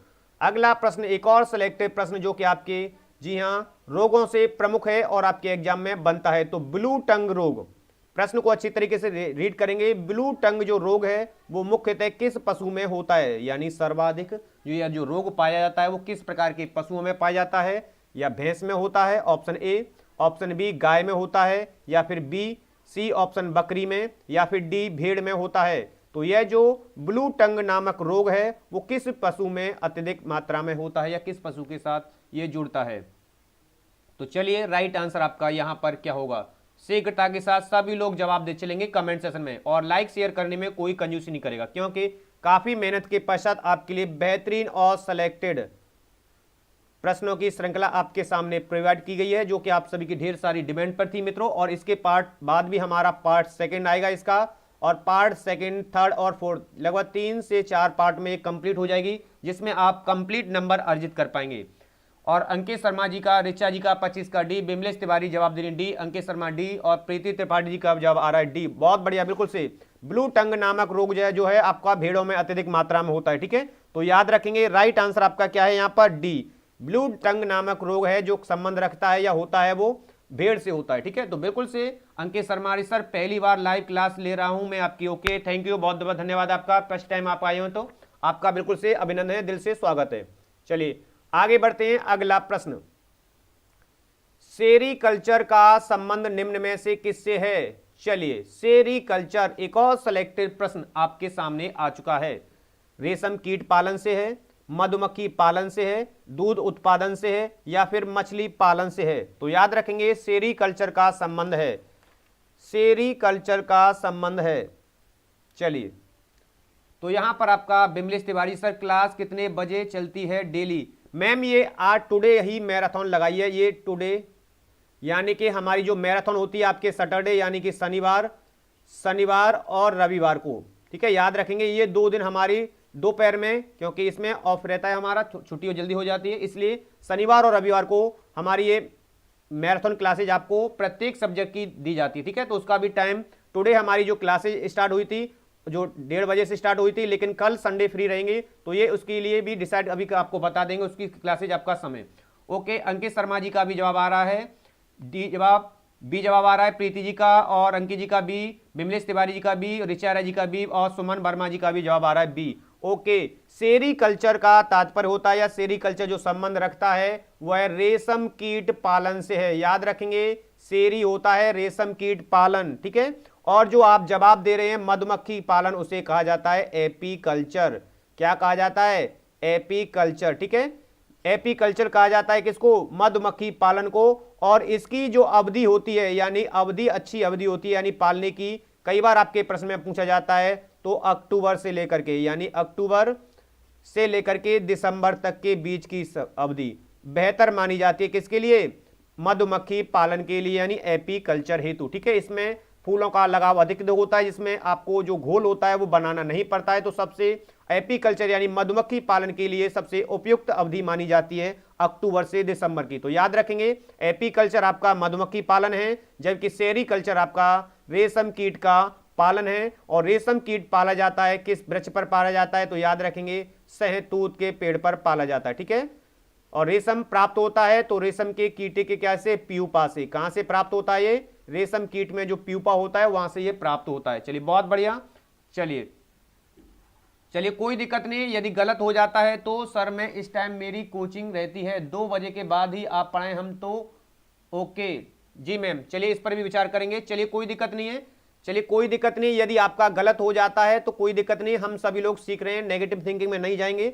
चलिए प्रश्न अच्छी तरीके से रीड करेंगे आगे से। चलिए आगे बढ़ते हैं, अगला प्रश्न, एक और सिलेक्टेड प्रश्न आप सभी के लिए। महिलाओं के लिए और महिलाओं के द्वारा सिद्धांत किससे संबंधित है? ये सिलेक्टेड प्रश्न है। कई बार वर्तमान में महिला सशक्तिकरण आपके सामने है और इसलिए यह प्रश्न आपका 100% बनना है। तो याद रखेंगे, 100% बनना है, याद रखेंगे। तो महिलाओं के लिए तथा महिलाओं के द्वारा जो सिद्धांत किससे संबंधित है, यह जो सिद्धांत है संबंध रखता है। ओके चलिए, तो महिला नव जागृति से संबंध रखता है, या फिर बी महिला सहकारिता से संबंध रखता है, या फिर सी महिला शिक्षा से संबंध रखता है, या फिर डी उपर्युक्त सभी से। तो यहां पर आपको घुमाने वाला एक और प्रश्न आ चुका है। तो यहां पर ऋचा राय जी जवाब दे रहे हैं डी, अंकित शर्मा जवाब दे रहे हैं डी, प्रीति त्रिपाठी जवाब दे रहे हैं डी। ओके, प्रश्न को थोड़ा सा अच्छी तरीके से रीड कर लीजिए आप। चलिए, तो ओवरऑल माइंड शार्प हो जाएगा। जी हाँ, तो यहां पर महिलाओं के लिए तथा महिलाओं के द्वारा जो सिद्धांत दिया गया है यह महिला सहकारिता से संबंध रखता है। किससे? महिला सहकारिता, यानी कि महिलाओं को बढ़ावा देने से। किससे रखता है? आपका महिला सहकारिता आपका इंपोर्टेंट जवाब है, आपका ऑप्शन बी, महिलाओं को बढ़ावा देने से, महिलाओं का। जी हाँ, महिला नव जागृति से यह संबंध नहीं रखता, याद रखेंगे। यहां पर आपका करेक्ट आंसर हो जाएगा महिला सहकारिता से, महिलाओं को बढ़ावा देना, ठीक है। सबसे बेस्ट और उपयुक्त आंसर आपका बी होगा। लक्की राजपूत जी जवाब दे रहे हैं बी। ओके चलिए, बहुत बढ़िया, आगे बढ़ते हैं। अगला प्रश्न, एक और सिलेक्टेड प्रश्न आपके सामने आ चुका है। ऊन प्राप्त होती है, जी हाँ, कहां से क्या कुछ प्राप्त होता है? तो ये भी आपके लिए सिलेक्टेड है, ऑप्शन को रीड करेंगे। भेड़, ऊंट एवं याक के बालों से प्राप्त होती है, या फिर बी भेड़, शेर एवं ऊंट के बालों से प्राप्त होती है, या फिर सी ऊंट एवं हाथी खरगोश के बालों से, या फिर डी गाय बकरी एवं भेड़ के बालों से। तो बताएंगे आप ऊन कहां से प्राप्त होती है? फिर गलत। ओके कोई दिक्कत नहीं है।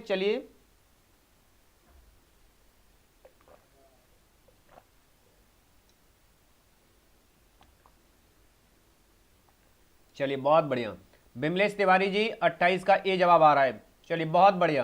तो यहां पर देखिए ऊन आपको कहां कहां से प्राप्त होती है, और याद रखेंगे ये आपके लिए इंपोर्टेंट प्रश्न है। तो बिल्कुल से बिमलेश जी का करेक्ट आंसर आ चुका है, अंकित जी का भी बिल्कुल राइट है, और प्रीति त्रिपाठी, लक्की राजपूत सभी का ओवरऑल राइट आंसर आ रहा है। ऊन आपकी भेड़, ऊंट एवं याक के बालों से आपको प्राप्त होती है। तो करेक्ट आंसर आपका होगा यहां पर ए ऑप्शन, जो सभी का ओवरऑल बिल्कुल से करेक्ट है।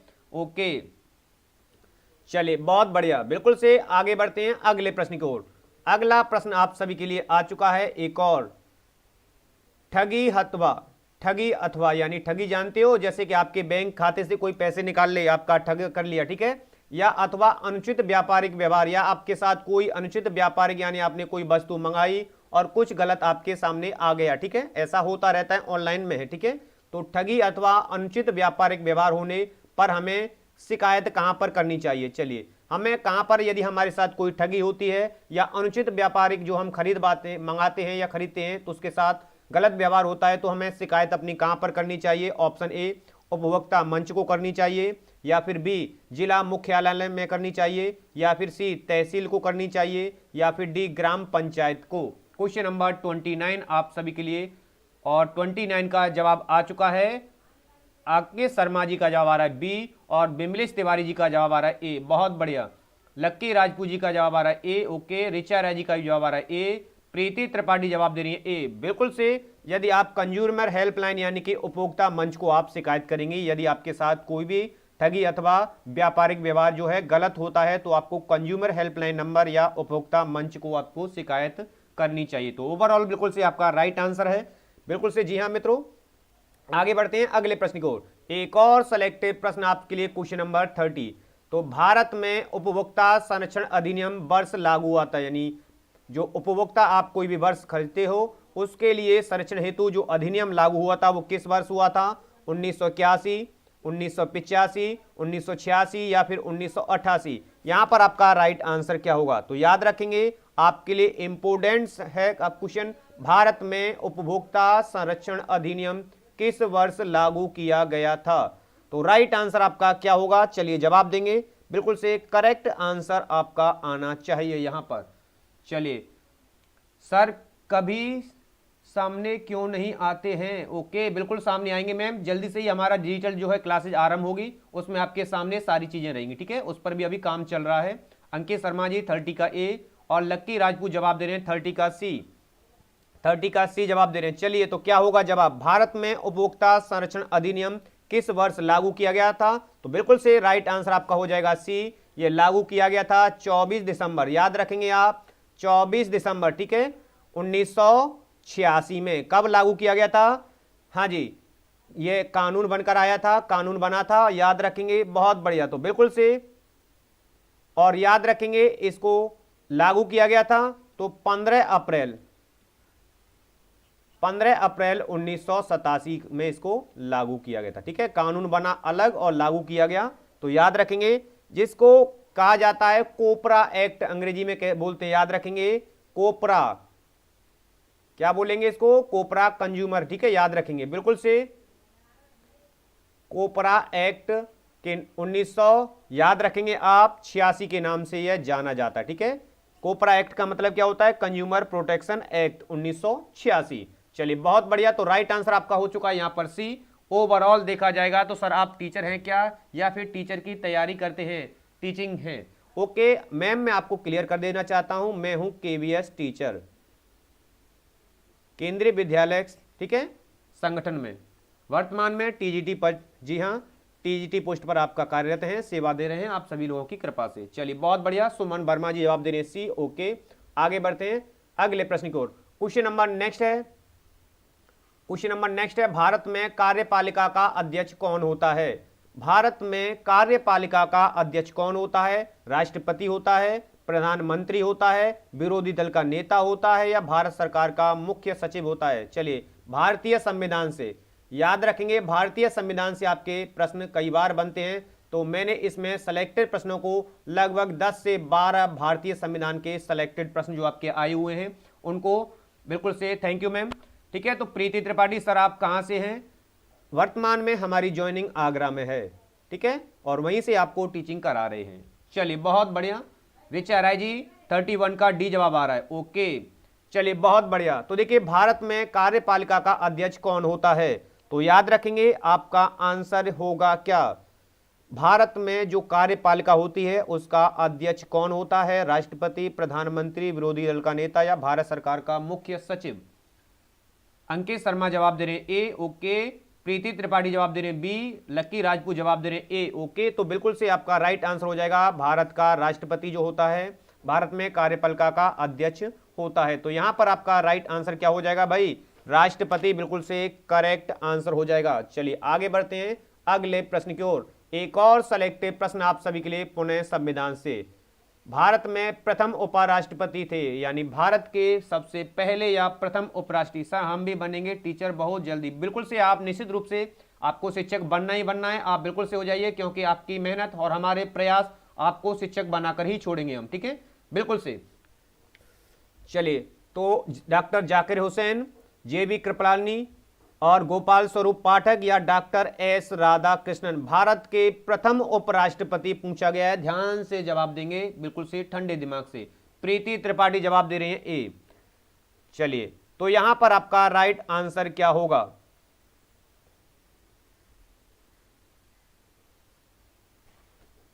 भारत के प्रथम उपराष्ट्रपति थे। चलिए, तो यहां पर आपका राइट आंसर शीघ्रता के साथ अंकित शर्मा जवाब दे रहे हैं बी। ओके, जेबी कृपलानी। चलिए, तो सभी लोग जवाब देंगे और बिमलेश तिवारी जवाब दे रहे हैं डी। रिचा राय जवाब दे रहे हैं डी। ओके, लक्की राजपूत जवाब दे रहे हैं ए। तो बिल्कुल से भारत के प्रथम उपराष्ट्रपति की बात की गई है, तो पहले उपराष्ट्रपति थे डॉक्टर एस राधाकृष्णन, ठीक है, तो याद रखेंगे, बहुत बढ़िया। तो भारत के प्रथम राष्ट्रपति उपराष्ट्रपति की बात की जाएगी तो कौन थे? Doctor S Radhakrishnan. वहीं पर बात करते हैं डॉक्टर जाकिर हुसैन की, तो ये भी प्रथम मुस्लिम राष्ट्रपति थे, ठीक है, याद रखेंगे मुस्लिम।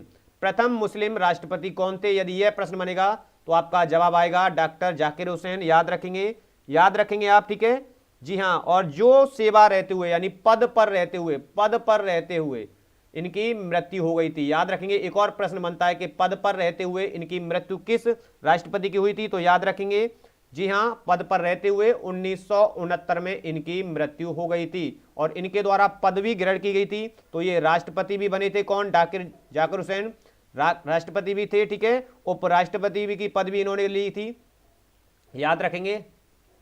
ये भी आपके कई बार एग्जाम में बनता है और राज्यपाल भी ये रहे थे, ठीक है, राज्यपाल भी ये रहे थे। इन पदवियों पर ये कार्य किए गए थे और राष्ट्रपति के पद पर रहते हुए पद आसीन होकर के ये मृत्यु हुई थी, याद रखेंगे। और बात करते हैं जेबी कृपलानी की, तो ये प्रथम, याद रखेंगे, कौन थी जेबी कृपलानी? प्रथम महिला उप मुख्यमंत्री, ठीक है, प्रथम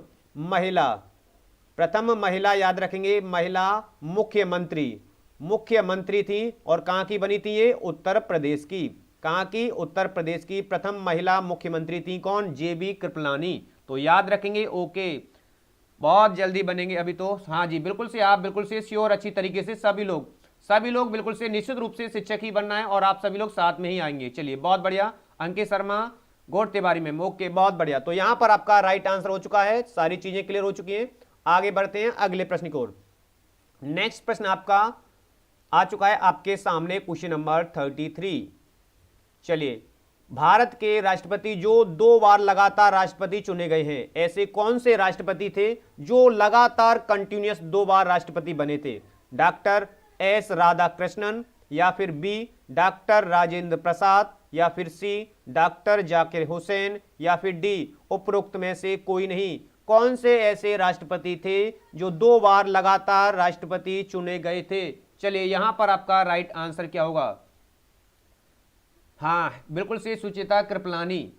चलिए, अंकित शर्मा जवाब दे रही हैं 33 का बी। ओके, बहुत बढ़िया मित्रों, बिल्कुल से चीजें स्पष्ट रूप से समझ आ पा रही हैं, तो लाइक शेयर भी आप करते चलेंगे, कोई भी कंजूसी नहीं करेगा लाइक शेयर करने में। चलिए, यहां पर रिचा राय जी का भी जवाब आ चुका है बी। लक्की राजपूत जवाब दे रहे हैं बी। ओके, तो प्रथम भारत के, याद रखेंगे, बहुत बढ़िया मित्रों, कि राष्ट्रपति जो 2 बार लगातार राष्ट्रपति चुने गए हैं उनका नाम है बिल्कुल से डॉक्टर राजेंद्र प्रसाद। आपका बिल्कुल करेक्ट आंसर है सभी का। जी हां, जिनकी यदि कार्यकाल की बात करेंगे तो 1952 से लेकर के 1957 तक, और फिर पुनः 1957 से लेकर के 1962 तक, ये 2 बार लगातार कंटिन्यूअस आपके राष्ट्रपति रहे थे, याद रखेंगे। बहुत बढ़िया मित्रों, तो यहां पर आपका करेक्ट आंसर हो जाएगा बिल्कुल से डॉक्टर राजेंद्र प्रसाद। चलिए, बहुत बढ़िया, आगे बढ़ते हैं अगले प्रश्न की ओर। एक और सिलेक्टेड प्रश्न आपके सामने आ चुका है। चलिए, गजब और लाजवाब प्रश्न। राज्यसभा के सदस्यों का कार्यकाल कितने वर्ष का होता है? राज्यसभा के सदस्यों का कार्यकाल कितने वर्षों का होता है? सर भर्ती की पहली महिला मुख्यमंत्री है सुचेता कृपानी। हाँ जी, बिल्कुल से, बिल्कुल से, भारत की भी है और ये उत्तर प्रदेश की रही थी, ठीक है, याद रखेंगे। चलिए, तो यहां पर आपका राइट आंसर क्या हो जाएगा, 3 वर्ष, 4 वर्ष, 5 वर्ष या 6 वर्ष। चलिए, राज्यसभा के सदस्यों का कार्यकाल कितने वर्ष का होता है, लोग जवाब देते चलेंगे। चलिए, बहुत बढ़िया मित्रों, यहां पर आपका राइट आंसर क्या होगा, चलिए सभी लोग जवाब देंगे।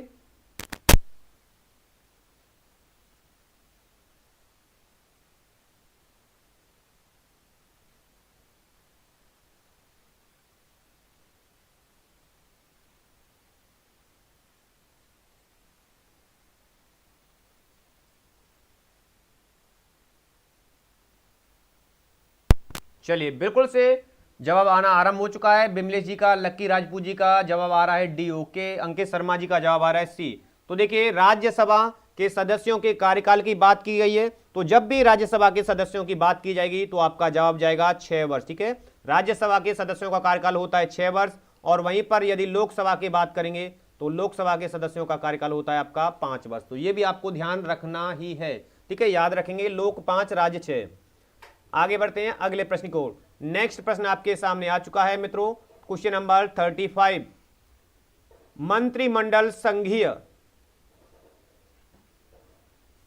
मंत्रिमंडल संघीय की बैठक की अध्यक्षता कौन करता है। चलिए, यहां पर मंत्रिमंडल या संघीय की बैठक अध्यक्षता कौन करेगा, राष्ट्रपति, उपराष्ट्रपति, लोकसभा अध्यक्ष या प्रधानमंत्री। यहां पर आपका आंसर होगा, चलिए बहुत बढ़िया, आंसर क्या होगा, शीघ्रता के साथ जवाब देंगे। क्वेश्चन नंबर 35 आपके सामने आ चुका है, मंत्रिमंडल की बैठक की अध्यक्षता कौन करता है। अंकित शर्मा जी जवाब दे रहे हैं डी, ओके, बहुत बढ़िया, बहुत बढ़िया अंकित जी, बिल्कुल से सभी का आंसर जो है राइट आ चुका है। तो आपका करेक्ट आंसर हो जाएगा प्रधानमंत्री जो है मंत्रिमंडल या संघीय बैठक की अध्यक्षता करता है। तो आपका राइट आंसर हो जाएगा प्रधानमंत्री यानी कि पीएम, ठीक है। चलिए, बहुत बढ़िया, बिल्कुल से आपका लक्की राजपूत जी का भी जवाब आ चुका है डी, ओके। ऋचा जी जवाब दे रही डी, बिमलेश तिवारी जी जवाब दे रही है ए, ओके। राष्ट्रपति नहीं करेगा मैम, ठीक है। चलिए आगे बढ़ते हैं, अगला प्रश्न आपके सामने आ चुका है, एक और सिलेक्टेड प्रश्न, क्वेश्चन नंबर 36। राजनीतिक शब्दावली, कई बार इस शब्दावली को या घुमा घुमा के प्रश्न आपके बनते हैं, तो याद रखेंगे, बस आपको ये चीजें ध्यान रखनी है, ठीक है। राजनीतिक शब्दावली में शून्यकाल का अर्थ होता है। शून्यकाल का अर्थ क्या लिया जाता है राजनीतिक शब्दावली में, कई बार प्रश्न को घुमा घुमा कर पूछा गया है, ठीक है, यानी आप शून्यकाल को ध्यान में रखें। लक्की राजपूत जवाब दे रहे हैं 35 का डी, ओके, बहुत बढ़िया। क्वेश्चन नंबर 36 आ चुका है, वह दिन जब संसद में कोई कार्य नहीं होता है, या फिर बी निलंबित प्रस्ताव होता है, या फिर सी स्थगन काल होता है, या प्रश्न उत्तर का सत्र होता है। याद रखेंगे, शून्यकाल का अर्थ क्या होता है राजनीतिक शब्दावली में। तो यहां पर आपका राइट आंसर होगा 36 का जवाब आ रहा है ए, अंकित शर्मा जी का, और लकी राजपूत का जवाब आ रहा है ए, ओके, और ऋचा रेजी का जवाब आ रहा है बी, बहुत बढ़िया। यहां पर आप याद रखें, शून्यकाल से तात्पर्य लिया जाता है स्थगन काल से। किससे, शून्यकाल का मतलब क्या होता है, स्थगन काल, याद रखेंगे आप, ठीक है। तो बिल्कुल से चीजों को बिल्कुल से सीरियस तरीके से ठंडे दिमाग से सोचते हुए चलना है और आंसर देना है आपको एग्जाम में, ठीक है। यहां गलती हो जाए कोई दिक्कत नहीं, लेकिन याद रखेंगे इस शब्द को, शून्यकाल को कई बार घुमा घुमा के आपके प्रश्न में बना है, बट आप बिल्कुल से ध्यान रख लीजिए, शून्यकाल का मतलब होता है स्थगन काल, ठीक है, और इसका टाइम 1 आवर का होता है। चलिए बहुत बढ़िया, 12 से लेकर के 1 बीच। चलिए आगे बढ़ते हैं अगले प्रश्न की ओर।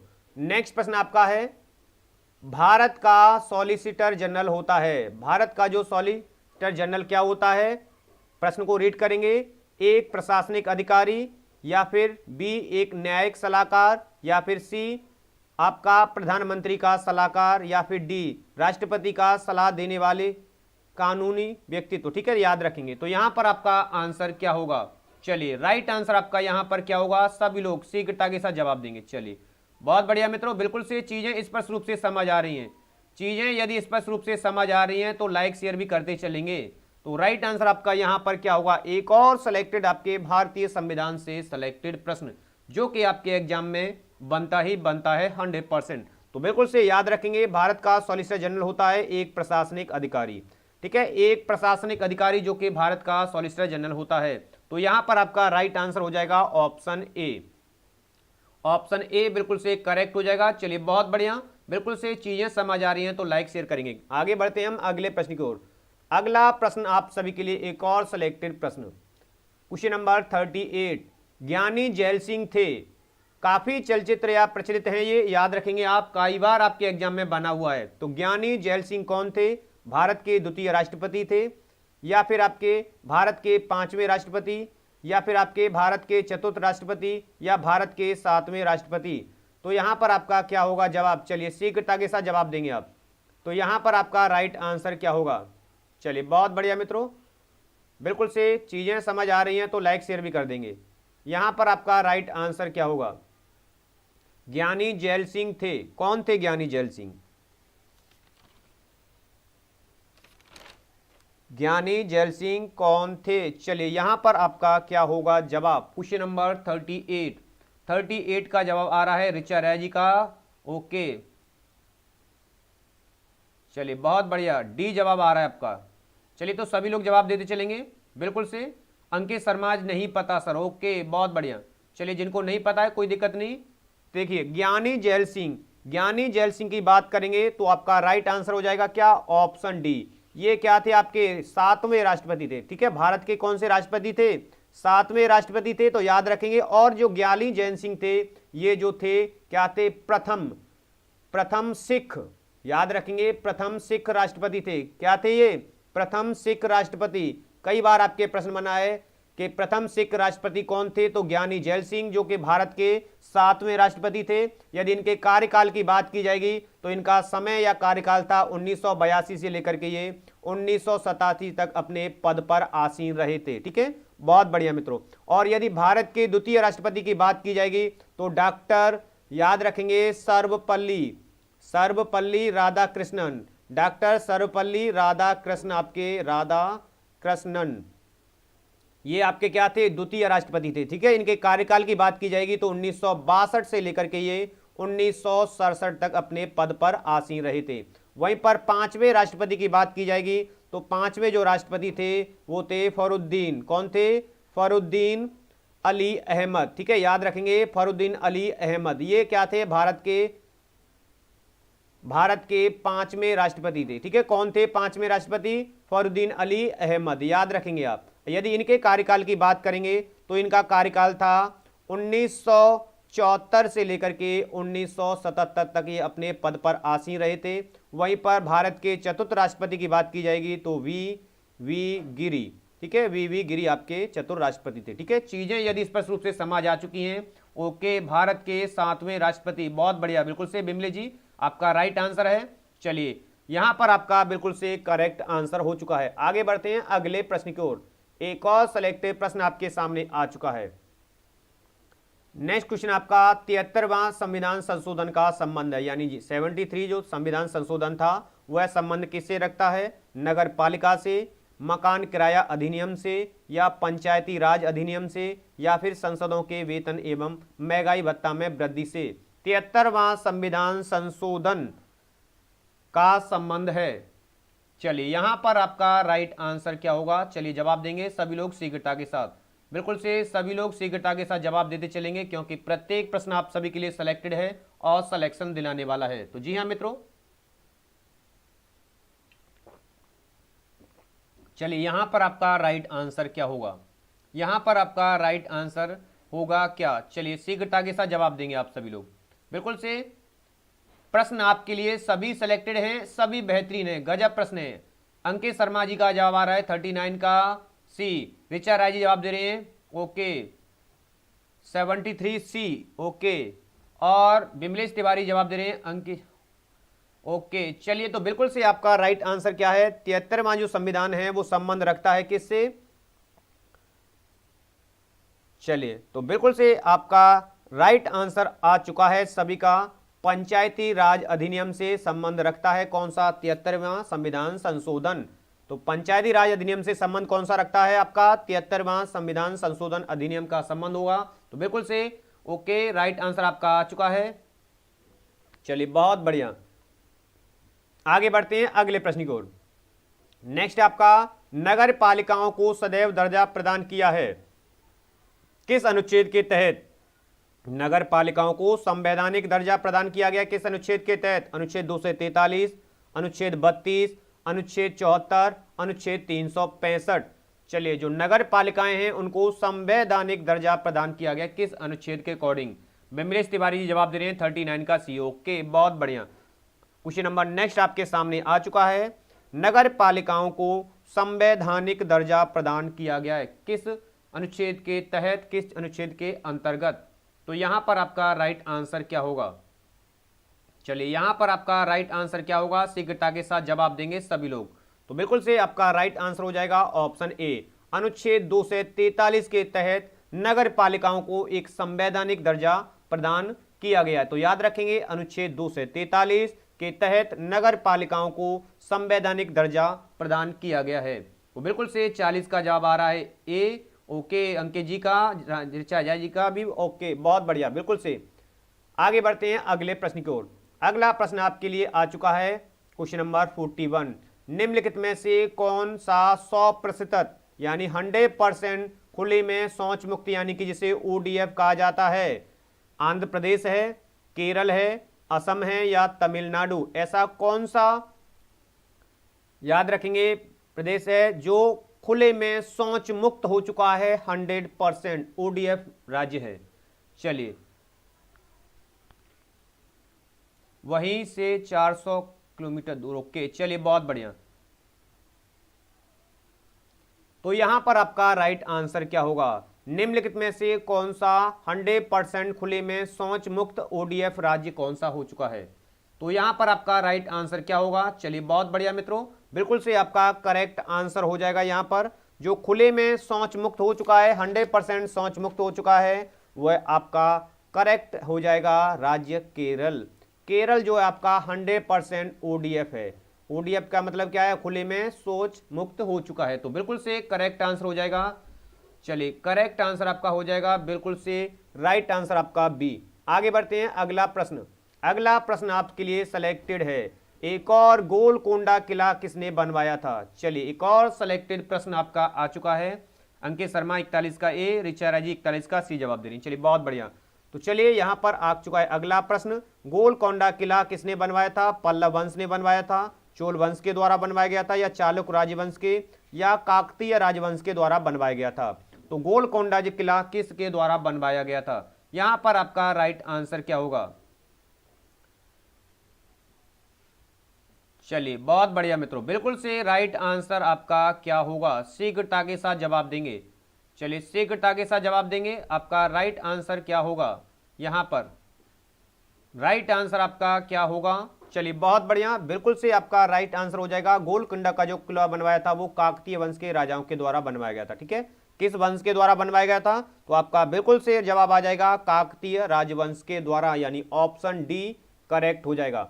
अगले प्रश्न की ओर बढ़ते हैं। क्वेश्चन नंबर नेक्स्ट 43 प्रश्न आपके सामने आ चुका है कि भारत का वैश्विक धरोहर स्थल जो एक से अधिक राज्य में अवस्थित है, यानी भारत का एक ऐसा वैश्विक धरोहर स्थल है जो एक से अधिक राज्य में स्थित है।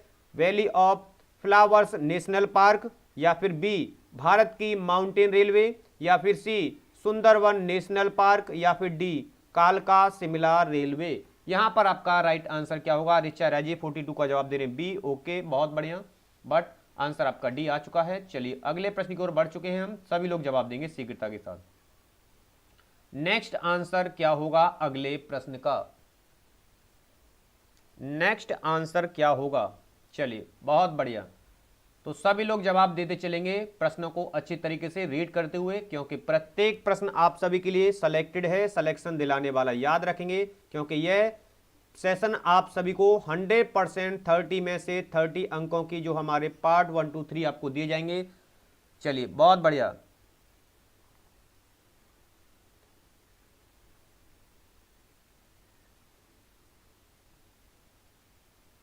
ओके, चलिए, बहुत बढ़िया। तो यहां पर आपका राइट आंसर हो चुका है। अगला प्रश्न, भारत का वैश्विक धरोहर स्थल जो कि एक से अधिक राज्यों में स्थित है, वह आपका भारत की माउंटवेल रेलवे। याद रखेंगे, करेक्ट आंसर आपका हो जाएगा यहां पर बी। ओके, बहुत बढ़िया, सभी का आंसर आ चुका है। 43 का सी आ रहा है, 43 का और 42 का भी सी आ रहा है। ओके, तो बिल्कुल से राइट आंसर आपका हो जाएगा यहां पर बी ऑप्शन। ठीक है, भारत की माउंट रेलवे जो कि भारत की वैश्विक धरोहर का स्थल है, जो एक से अधिक राज्यों में स्थित है और सबसे अधिक जो है माल गुजारी इसकी के माध्यम से होगी। चलिए आगे बढ़ते हैं। अगला प्रश्न आपके सामने आ चुका है। Question number next, Sher Shah Suri के नाम पर बना शेर ए चश्मा किला किस किले में स्थित है? शेरशाह सूरी के नाम पर। ठीक है, चलिए बहुत बढ़िया। सब ओके, 43 का शायद ए। ओके, बिमलेश कहां से है? ओके, चलिए बहुत बढ़िया। तो देखिए क्वेश्चन नंबर नेक्स्ट आ चुका है, शेरशाह सूरी के नाम पर बना शेर ए चश्मा किस किले में स्थित है? यानी शेरशाह सूरी के नाम पर एक शेर अ चश्मा बना हुआ है, वो किस किले में है? कुंभलगढ़, तारगढ़, कटारगढ़ या भरतपुर दुर्ग? चलिए यहां पर आपका राइट आंसर क्या होगा? चलिए यहां पर आपका राइट आंसर क्या होगा? अंकित शर्मा जी ओके, रिचा राय जी जवाब दे रहे हैं 44 का ए। ओके, बहुत बढ़िया। तो 44 का आपका बिल्कुल से राइट आंसर हो जाएगा तारगढ़ का किला। जी हां, शेर शाह सूरी के नाम पर जो शेर ए चश्मा बना गया था वो तारगढ़ के किले में स्थित है। कहां पर स्थित है? ये तारगढ़ के किले में स्थित है। तो यहां पर बिल्कुल से राइट आंसर हो जाएगा आपका ऑप्शन बी। चलिए आगे बढ़ते हैं अगले प्रश्न की ओर। नेक्स्ट प्रश्न आपके सामने आ चुका है, एक और सिलेक्टेड प्रश्न। पर्युषण पर्व, याद रखेंगे पर्व को, जो कि कई बार आपके एग्जाम में बना हुआ है, थोड़ा सा नाम अजीब जरूर है लेकिन आपके लिए सिलेक्टेड दिलाने वाला है। ठीक है, पर्युषण पर्व किस धर्म से संबंधित है? यानी यह जो पर्व है पर्युषण पर्व किस धर्म से संबंधित है? बौद्ध धर्म से या फिर हिंदू धर्म से, सिख धर्म से या फिर जैन धर्म से? किस धर्म से यह जो है 44 का शायद कंफर्म नहीं है। ओके, चलिए बहुत बढ़िया। किस धर्म से संबंध रखता है पर्युषण पर्व? चलिए पर्युषण पर्व किस धर्म से संबंधित रखता है? तो क्या होगा आपका राइट आंसर? चलिए यहां पर आपका राइट आंसर क्या होगा? सभी लोग जवाब देंगे क्योंकि प्रत्येक प्रश्न आपके लिए इंपोर्टेंट है, सेलेक्टेड है और सिलेक्शन दिलाने वाला है। अंकित शर्मा जवाब दे रहे हैं सी, सिख धर्म से। चलिए बहुत बढ़िया, तो सभी लोग जवाब देंगे पर्युषण पर्व संबंधित है। तो याद रखो, इसको नोट कर लीजिए, आप कहीं पर स्क्रीनशॉट भी ले सकते हैं कि पर्युषण जो पर्व है वो आपका जैन धर्म यानी जैन ग्रंथियों का, जैन का आपका धर्म से संबंधित रखता है। ठीक है, जी हाँ, पर्युषण पर्व आपका बिल्कुल से करेक्ट हो जाएगा। बिल्कुल से रिचा राय जी जवाब दे रहे हैं बी। ओके,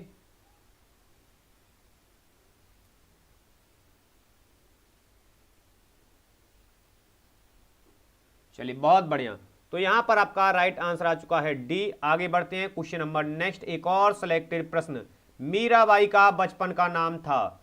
चलिए जवाब देंगे, मीराबाई का जो बचपन का क्या नाम है? बिमलेश तिवारी जी 45 का डी जवाब दे रहे हैं। बहुत बढ़िया, बिल्कुल से सुप्यारदे, पेमल, मनु या गोदावरी? मीराबाई का बचपन का क्या नाम था? चलिए शीघ्रता के साथ जवाब देंगे, यहां पर ऑप्शन आपके सामने है। चलिए बहुत बढ़िया मित्रों, बिल्कुल से आपका आंसर बिल्कुल से, हाँ सर कमेंट लेट पहुंच रहे हैं, हाँ हो जाता है, कई बार लेट आते हैं आपके कमेंट्स, कोई दिक्कत नहीं है। अंकित शर्मा 46 का जवाब दे रहे हैं सी, मनु। मीराबाई का बचपन का नाम था, और जी हाँ सभी लोग जवाब देंगे, मीराबाई का जो बचपन का नाम था करेक्ट आंसर हो जाएगा आपका पेमल। मीराबाई का बचपन का नाम था पेमल। मनु था आपका, याद रखेंगे, झांसी की रानी का। किसका? झांसी की रानी का, ना कि किसका? मीराबाई का। ठीक है, याद रखेंगे, पेमल था मीराबाई का बचपन का नाम। बहुत बढ़िया, ऑप्शन आपका हो जाएगा बी। चलिए बहुत बढ़िया, आगे बढ़ते हैं अगले प्रश्न की ओर। एक और सिलेक्टेड प्रश्न आप सभी के लिए, क्वेश्चन नंबर 47। चीनी मिट्टी के बर्तन पर रंगीन और आकर्षक चित्रकारी को क्या कहते हैं? यानी चीनी मिट्टी के जो बर्तन होते हैं उस पर रंगीन और जो आकर्षक चित्रकारी की जाती है उसे क्या कहा जाता है? पेपर मेसी कहा जाता है, ऑप्शन ए, या फिर बी ऑप्शन आजम प्रिंट कहा जाता है, या फिर सी ऑप्शन अजरक प्रिंट कहा जाता है, या फिर डी ऑप्शन ब्लू पॉटरी कहा जाता है। तो यहां पर क्वेश्चन नंबर 47 आ चुका है आपके सामने, और राइट आंसर आपका होगा क्या? चलिए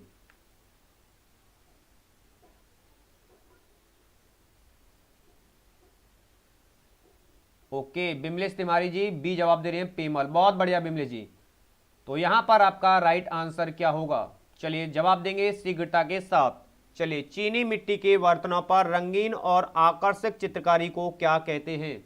चीनी मिट्टी के बर्तनों पर जो रंगीन और आकर्षक चित्रकारी की जाती है, बिमलेश जी जवाब दे रहे हैं डी जवाब, ब्लू पॉटरी, बिल्कुल से करेक्ट जवाब आपका, ठीक है। यानी ब्लू पॉटरी कहा जाता है चीनी मिट्टी के बर्तनों पर रंगीन और आकर्षक जो चित्रकारी की जाती है उसको कहा जाता है आपका ब्लू पॉटरी, बिल्कुल से ऑप्शन डी आपका बिल्कुल राइट है बिमलेश जी। जी हाँ, आगे बढ़ते हैं अगले प्रश्न की ओर। अगला प्रश्न आपके सामने आ चुका है, एक और सिलेक्टेड प्रश्न। चजारे क्या है? नाम अजीब जरूर है लेकिन प्रश्न आपके लिए सिलेक्टेड है। चजारे क्या है? एक चित्र विशेष है, ऑप्शन को रीड करेंगे। बी, भवन निर्माण करने वाले शिल्पी जो भित्ति चित्रण भी कहते हैं, रंग भरने की एक बुरसनुमा वस्तु, या फिर कोई नहीं। तो यहां पर आपका राइट आंसर क्या होगा? चजारे क्या है? बिमलेश जी जवाब दे रहे हैं 47 का डी। ओके, चजारे क्या है? चलिए बहुत बढ़िया। तो यहां पर आपका राइट आंसर क्या होगा? राइट आंसर आपका क्या होगा? शीघ्रता के साथ जवाब देंगे, चजारे क्या है। एक और सिलेक्टेड प्रश्न आप सभी के लिए, बेहतरीन और गजब प्रश्न। चलिए, तो यहां पर आपका राइट आंसर क्या होगा? चलिए सभी मित्र बंधु जवाब देंगे, चजारे आखिर ये चीज है क्या? बिल्कुल से आपका राइट आंसर हो जाएगा, चजारे एक ऐसा उपकरण है जो भवन निर्माण करने वाले शिल्पी, जो कि जिसे भित्ति चित्रण भी कहते हैं, ठीक है। भवन को निर्माण करने वाले शिल्पी के द्वारा जो एक यंत्र होता है, एक उपकरण होता है जिसे भित्ति चित्रण भी कहते हैं, यानी उस पर चित्रकारी की जाती है चजारे के माध्यम से। तो यहां पर आपका राइट आंसर हो जाएगा बी ऑप्शन। बहुत बढ़िया मित्रों, बिल्कुल से ऑप्शन बी हो चुका है करेक्ट यहां पर। आगे बढ़ते हैं अगले प्रश्न की ओर। नेक्स्ट और एक और सिलेक्टेड प्रश्न 49, वसली से क्या तात्पर्य है? ये वसली से क्या तात्पर्य है? ये वसली भी क्या है?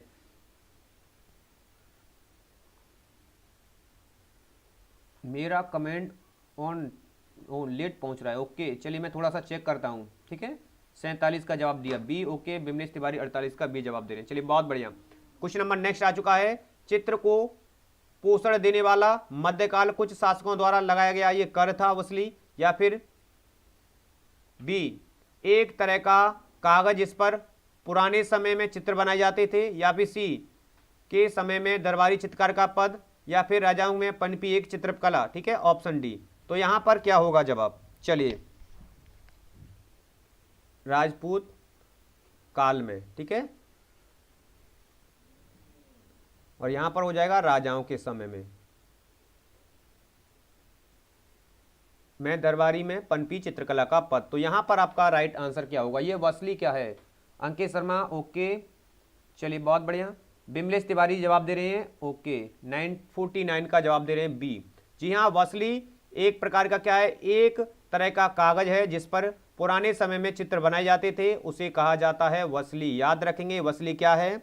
एक तरह का कागज होता है, या एक इस प्रकार का कागज था जिस पर पुराने समय में लोग चित्र बनाए जाते थे, उसी को कहा जाता था वसली, ठीक है। तो बहुत बढ़िया, चीजें समझ आ चुकी हैं। Okay, thank you. चलिए बहुत बहुत धन्यवाद आपको सभी को। चलिए नेक्स्ट प्रश्न आपके सामने आ चुका है। क्वेश्चन नंबर नेक्स्ट आपके सामने है। चलिए क्वेश्चन नंबर 50, राष्ट्रीय झंडे के विचारों में ये सावधान।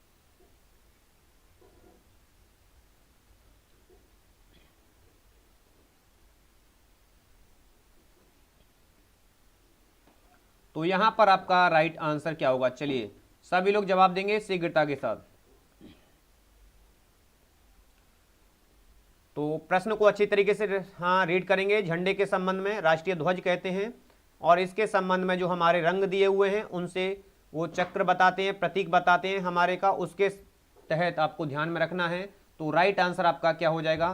तो बिल्कुल से राइट आंसर आपका यहाँ पर क्या होगा भाई? शीघ्रता के साथ जवाब देंगे। क्वेश्चन नंबर 50 आपके सामने आ चुका है और राइट आंसर आना आरंभ हो चुका है। बिमलेश जी जवाब दे रहे हैं बी। ओके, तो आप सभी लोग जब भी जवाब देंगे, बट आंसर आपका हो जाएगा क्या? सी ऑप्शन बिल्कुल करेक्ट हो जाएगा, ठीक है। क्योंकि 1, 2 और 4 सत्य हैं, क्योंकि सबसे ऊपर जो केसरिया का रंग है वो त्याग एवं बलिदान का है, बिल्कुल राइट है। और सेकंड ऑप्शन को रीड करेंगे, बीच में जो सफेद रंग है वो शांति का प्रतीक है, ये भी राइट है। लेकिन मध्य में चक्र शांति एवं खुशहाली का प्रतीक नहीं है, किसका है? गतिशीलता का है। किसका है? गतिशीलता का, याद रखेंगे, ठीक है। और यही जो गलत है, बाकी नीचे हरा रंग शांति एवं खुशहाली का प्रतीक है। तो यहाँ पर राइट ऑप्शन आपको मिल रहा है ऑप्शन सी। 1, 2, 4 सत्य हैं, जबकि हमारा 3 गलत है, बिल्कुल से। चलिए बहुत बढ़िया। तो यहां पर चीजें स्पष्ट रूप से समझ आ चुकी हैं। बढ़ते हैं अगले प्रश्न की ओर। क्वेश्चन नंबर नेक्स्ट आपके सामने आ चुका है। चलिए क्वेश्चन नंबर नेक्स्ट आपके सामने आ चुका है। राष्ट्रीय गीत के रचयिता कौन है? बंकिम चंद्र चट्टोपाध्याय जी, रविन्द्रनाथ टैगोर, मोहम्मद इकबाल या मैथिली शरण गुप्त? राष्ट्रीय गीत के ओके चलिए बहुत बढ़िया। राष्ट्रीय गीत के रचयिता कौन है? शीघ्रता के साथ जवाब देंगे। राष्ट्रीय गीत के रचयिता कौन है? चलिए यहां पर एक और सिलेक्टेड प्रश्न आपके सामने आ चुका है। तो राइट आंसर आपका क्या होगा?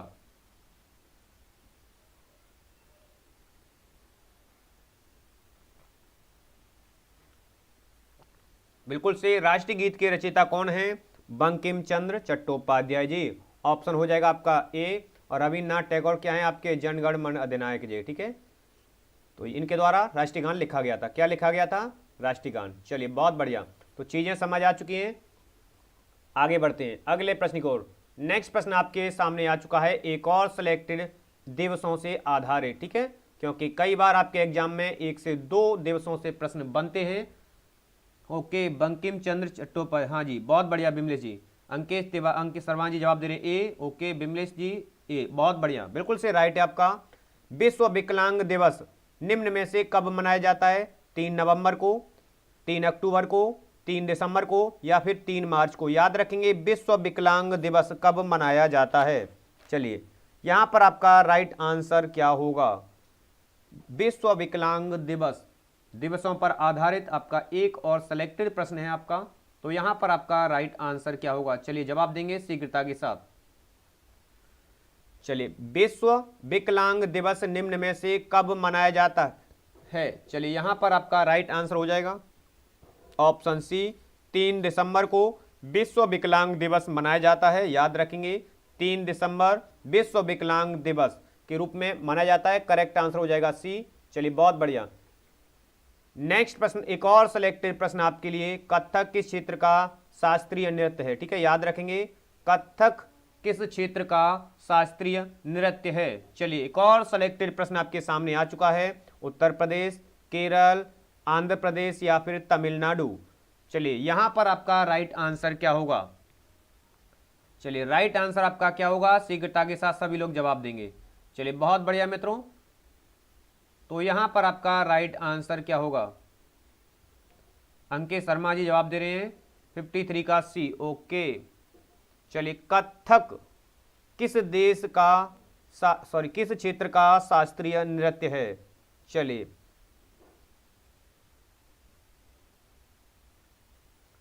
सेलेक्टेड प्रश्न है, आपको थोड़ा सा भ्रमित जरूर करेगा। बिमलेश तिवारी जवाब दे रहे हैं ए। ओके बिल्कुल से राइट आंसर है। कथक जो है आपका उत्तर प्रदेश का शास्त्रीय नृत्य है। ठीक है, वहीं पर बात करेंगे केरल की। तो कई बार आपके एग्जाम में बना हुआ है कथकली। ठीक है, कथकली होता है केरल का, या फिर कहें राज्य नृत्य जो है आपका मोहिनी अट्टम। ठीक है, मोहिनी अट्टम ये कथकली शास्त्रीय नृत्य है और मोहिनी अट्टम जो है आपका ये राज्य नृत्य है। कौन सा नृत्य है? ये आपका राज्य, याद रखेंगे राज्य नृत्य है। ठीक है, राज्य नृत्य है,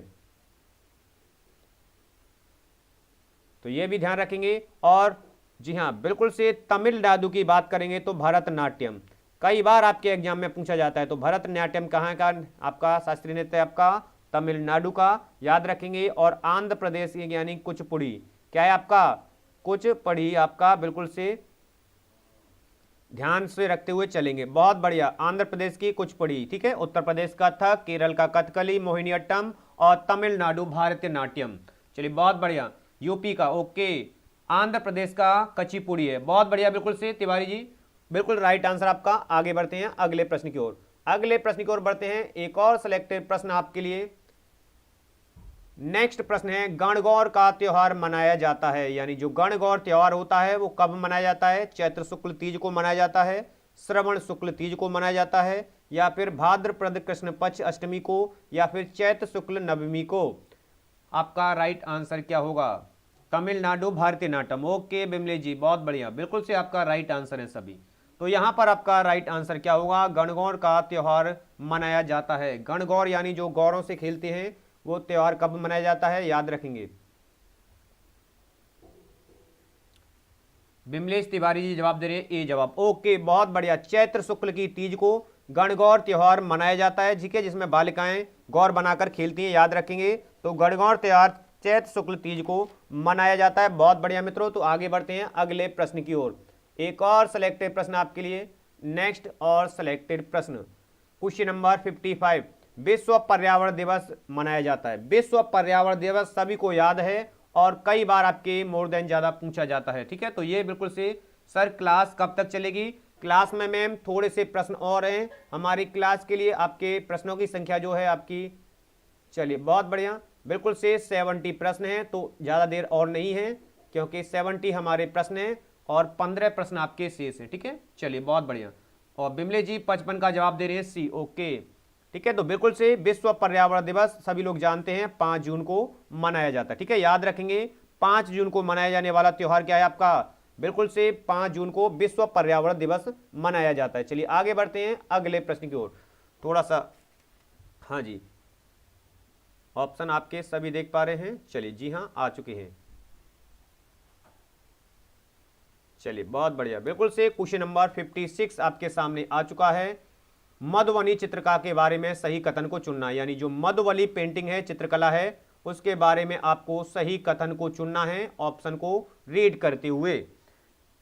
अंकित शर्मा जी जवाब दे रहे हैं 55 का सी। बिमलेश तिवारी जी 5 जून। ओके मैम, बहुत बढ़िया। तो यहां पर आप रीड करेंगे, इन चित्रों को बनाने में नील, हल्दी, फूल, पेड़ों के रंग आदि का इस्तेमाल किया जाता है। मधुबनी पेंटिंग की बात की जा रही है, मधुबनी चित्रकला की, ठीक है, जो कि काफी प्रसिद्ध है मधुबनी चित्रकला की, ठीक है, और आपके एग्जाम में बनती है। इन चित्रों में इंसान, जानवर, पेड़, फूल, पक्षी, मछलियां आदि दिखाए जाते हैं, बी में। और सी, यह लोक चित्रकला बहुत पुरानी है और इसका नाम मधुबनी नामक स्थान के नाम पर पड़ा। और डी, मधुबनी राजस्थान की अति प्रसिद्ध कला है या कला है, ठीक है, अति प्रसिद्ध जिला है, ठीक है, ओके, अति प्रसिद्ध जिला है, बिल्कुल से ठीक है। तो यहां पर आपका ऑप्शन भी रीड करेंगे, आप ऑप्शन को रीड करते हुए जवाब देंगे कि आंसर क्या होगा। मधुबनी बिहार से। ओके ओके, मधुबनी राजस्थान की नहीं है मैम, बिहार की। ओके, बहुत बढ़िया, बिल्कुल से बिल्कुल राइट है। तो यहां पर आपको ऑप्शन को भी देखना है, तो कौन सा ऑप्शन बिल्कुल से राइट होगा, राइट ऑप्शन क्या होगा, शीघ्रता के साथ आप लोग जवाब देंगे।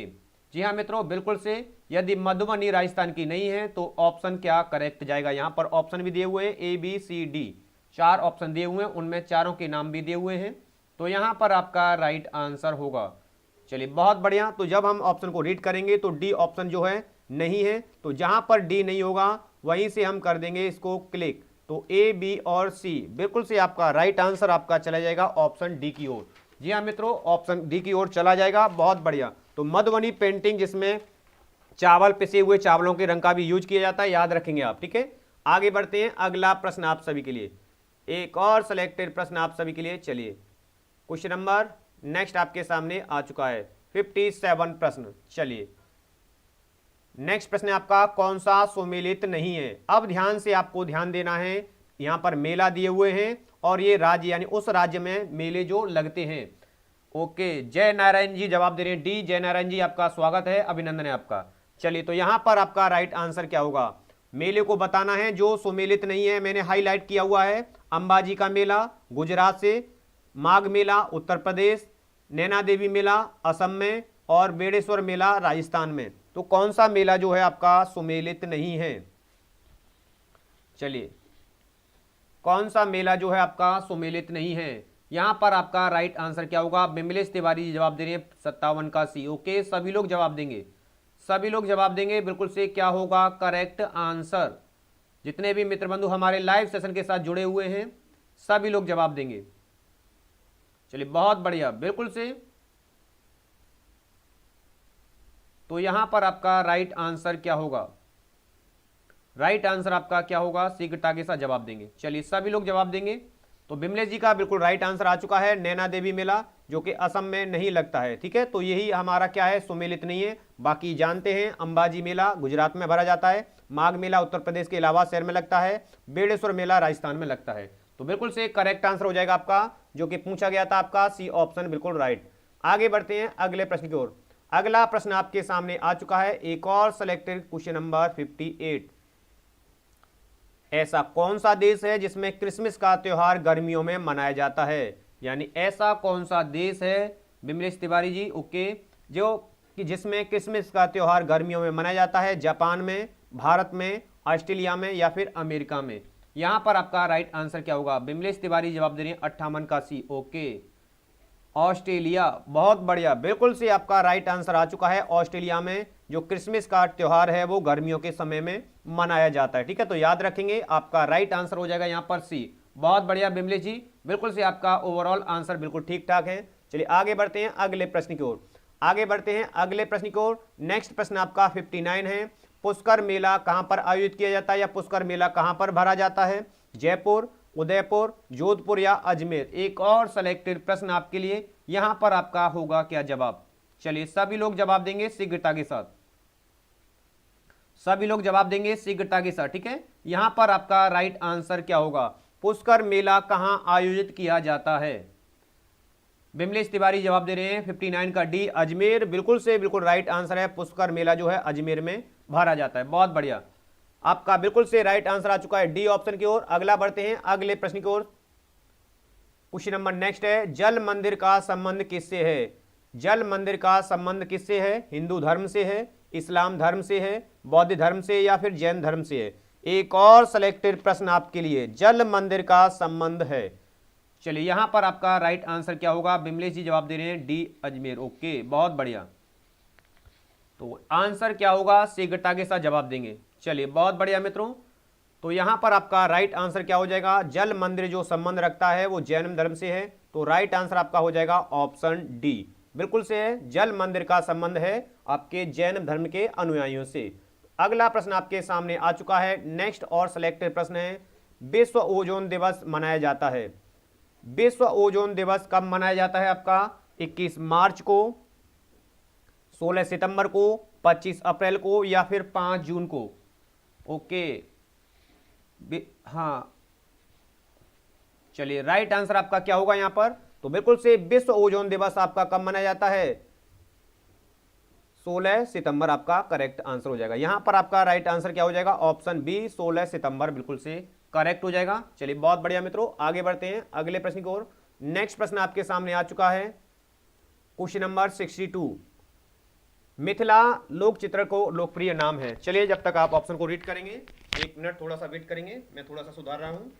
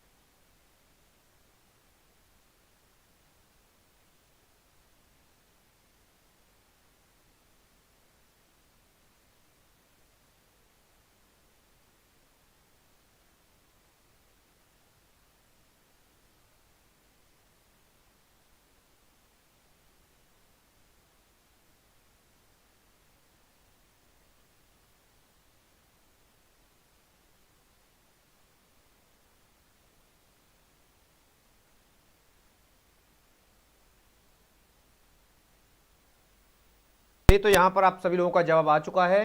जी हाँ, 16 सितंबर 22 का डी आ रहा है बिमलेश तिवारी जी का। सर सब चले गए क्या, कोई आंसर नहीं दे रहा? हाँ थोड़ा सा मैम, थोड़ा सा इशू हो गया था जिसके कारण से थोड़ा सा वेट किया। चलिए तो आपका 62 क्वेश्चन है, मिथिला लोक चित्रकला हाँ का लोकप्रिय नाम है, यानी जो मिथिला लोक चित्रकला है उसका लोकप्रिय नाम किस क्या और है? तो यहां पर आपका क्या होगा आंसर, चलिए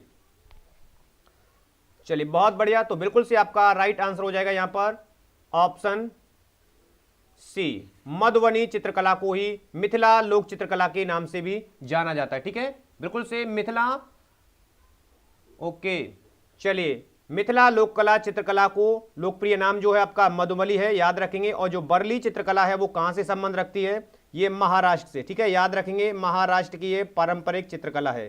ठीक है, ये भी आपके प्रश्न बनेगा तो आप इसका भी जवाब दे पाएंगे। चलिए बहुत बढ़िया मित्रों, बिल्कुल से आपका आंसर आ चुका है क्वेश्चन नंबर 62 का। अगले प्रश्न की ओर बढ़ते हैं। हाँ, थोड़ा सा क्वेश्चन लेंथी है लेकिन आपके लिए इंपोर्टेंट है। चलिए, तो यहां पर आपका राइट आंसर क्या होगा, हाँ थोड़ा सा मैं जूम आउट करता हूं। और चलिए बहुत बढ़िया, क्वेश्चन नंबर 63 आपके सामने आ चुका है। क्वेश्चन नंबर 63 आपके लिए सेलेक्टेड है। कॉलम 1 में दिए गए दिवसों का कॉलम सेकंड में दी गई तिथियों से सुमिलित करना है। कॉलम 1 में जो हमारी तिथियां दी गई हैं और कॉलम बी में जो तिथियां दी गई हैं उनमें से आपको सुमिलित करना है। ठीक है, कॉलम 1, कॉलम बी, ए में दिया हुआ विश्व जल दिवस जो 5 जून को सम्मिलित करना है इसको, बी ओजोन दिवस 22 अप्रैल, विश्व पर्यावरण दिवस 22 मई और अंतर्राष्ट्रीय जैव विविधता दिवस 22 मार्च, पृथ्वी दिवस 16 सितंबर। और आपके ऑप्शन दिए हुए हैं, यहां पर आपको इसको सुमिलित करते हुए जवाब देना है। हाँ बिल्कुल से, वर्ली, महाराष्ट्र वर्ली, ओके, हाँ बिल्कुल से बनाई जाती है, बिल्कुल से महाराष्ट्र की लोकप्रिय हाँ पारंपरिक कला है। चलिए, तो यहां पर क्वेश्चन नंबर 63 का आंसर क्या होगा, सभी लोग जवाब देंगे शीघ्रता के साथ। राइट आंसर आपका क्या होगा यहां पर,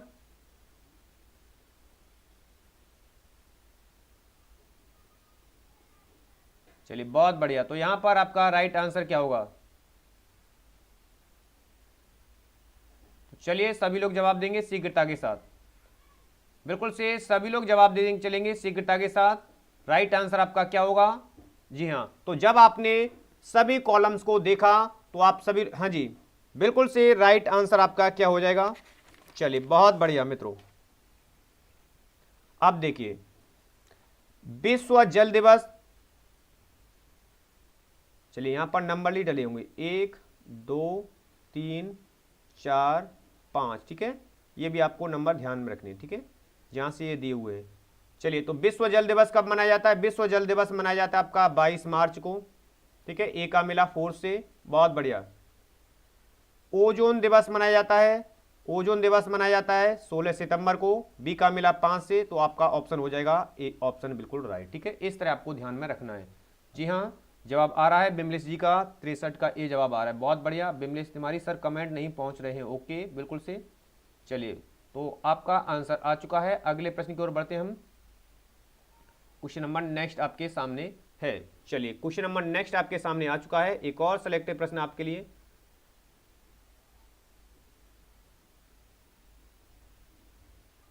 चलिए, नेक्स्ट प्रश्न आपके सामने आ चुका है। चलिए, नेक्स्ट प्रश्न आपके सामने आ चुका है, शीघ्रता के साथ आप जवाब भी देंगे, शीघ्रता के साथ आप जवाब देंगे। चलिए,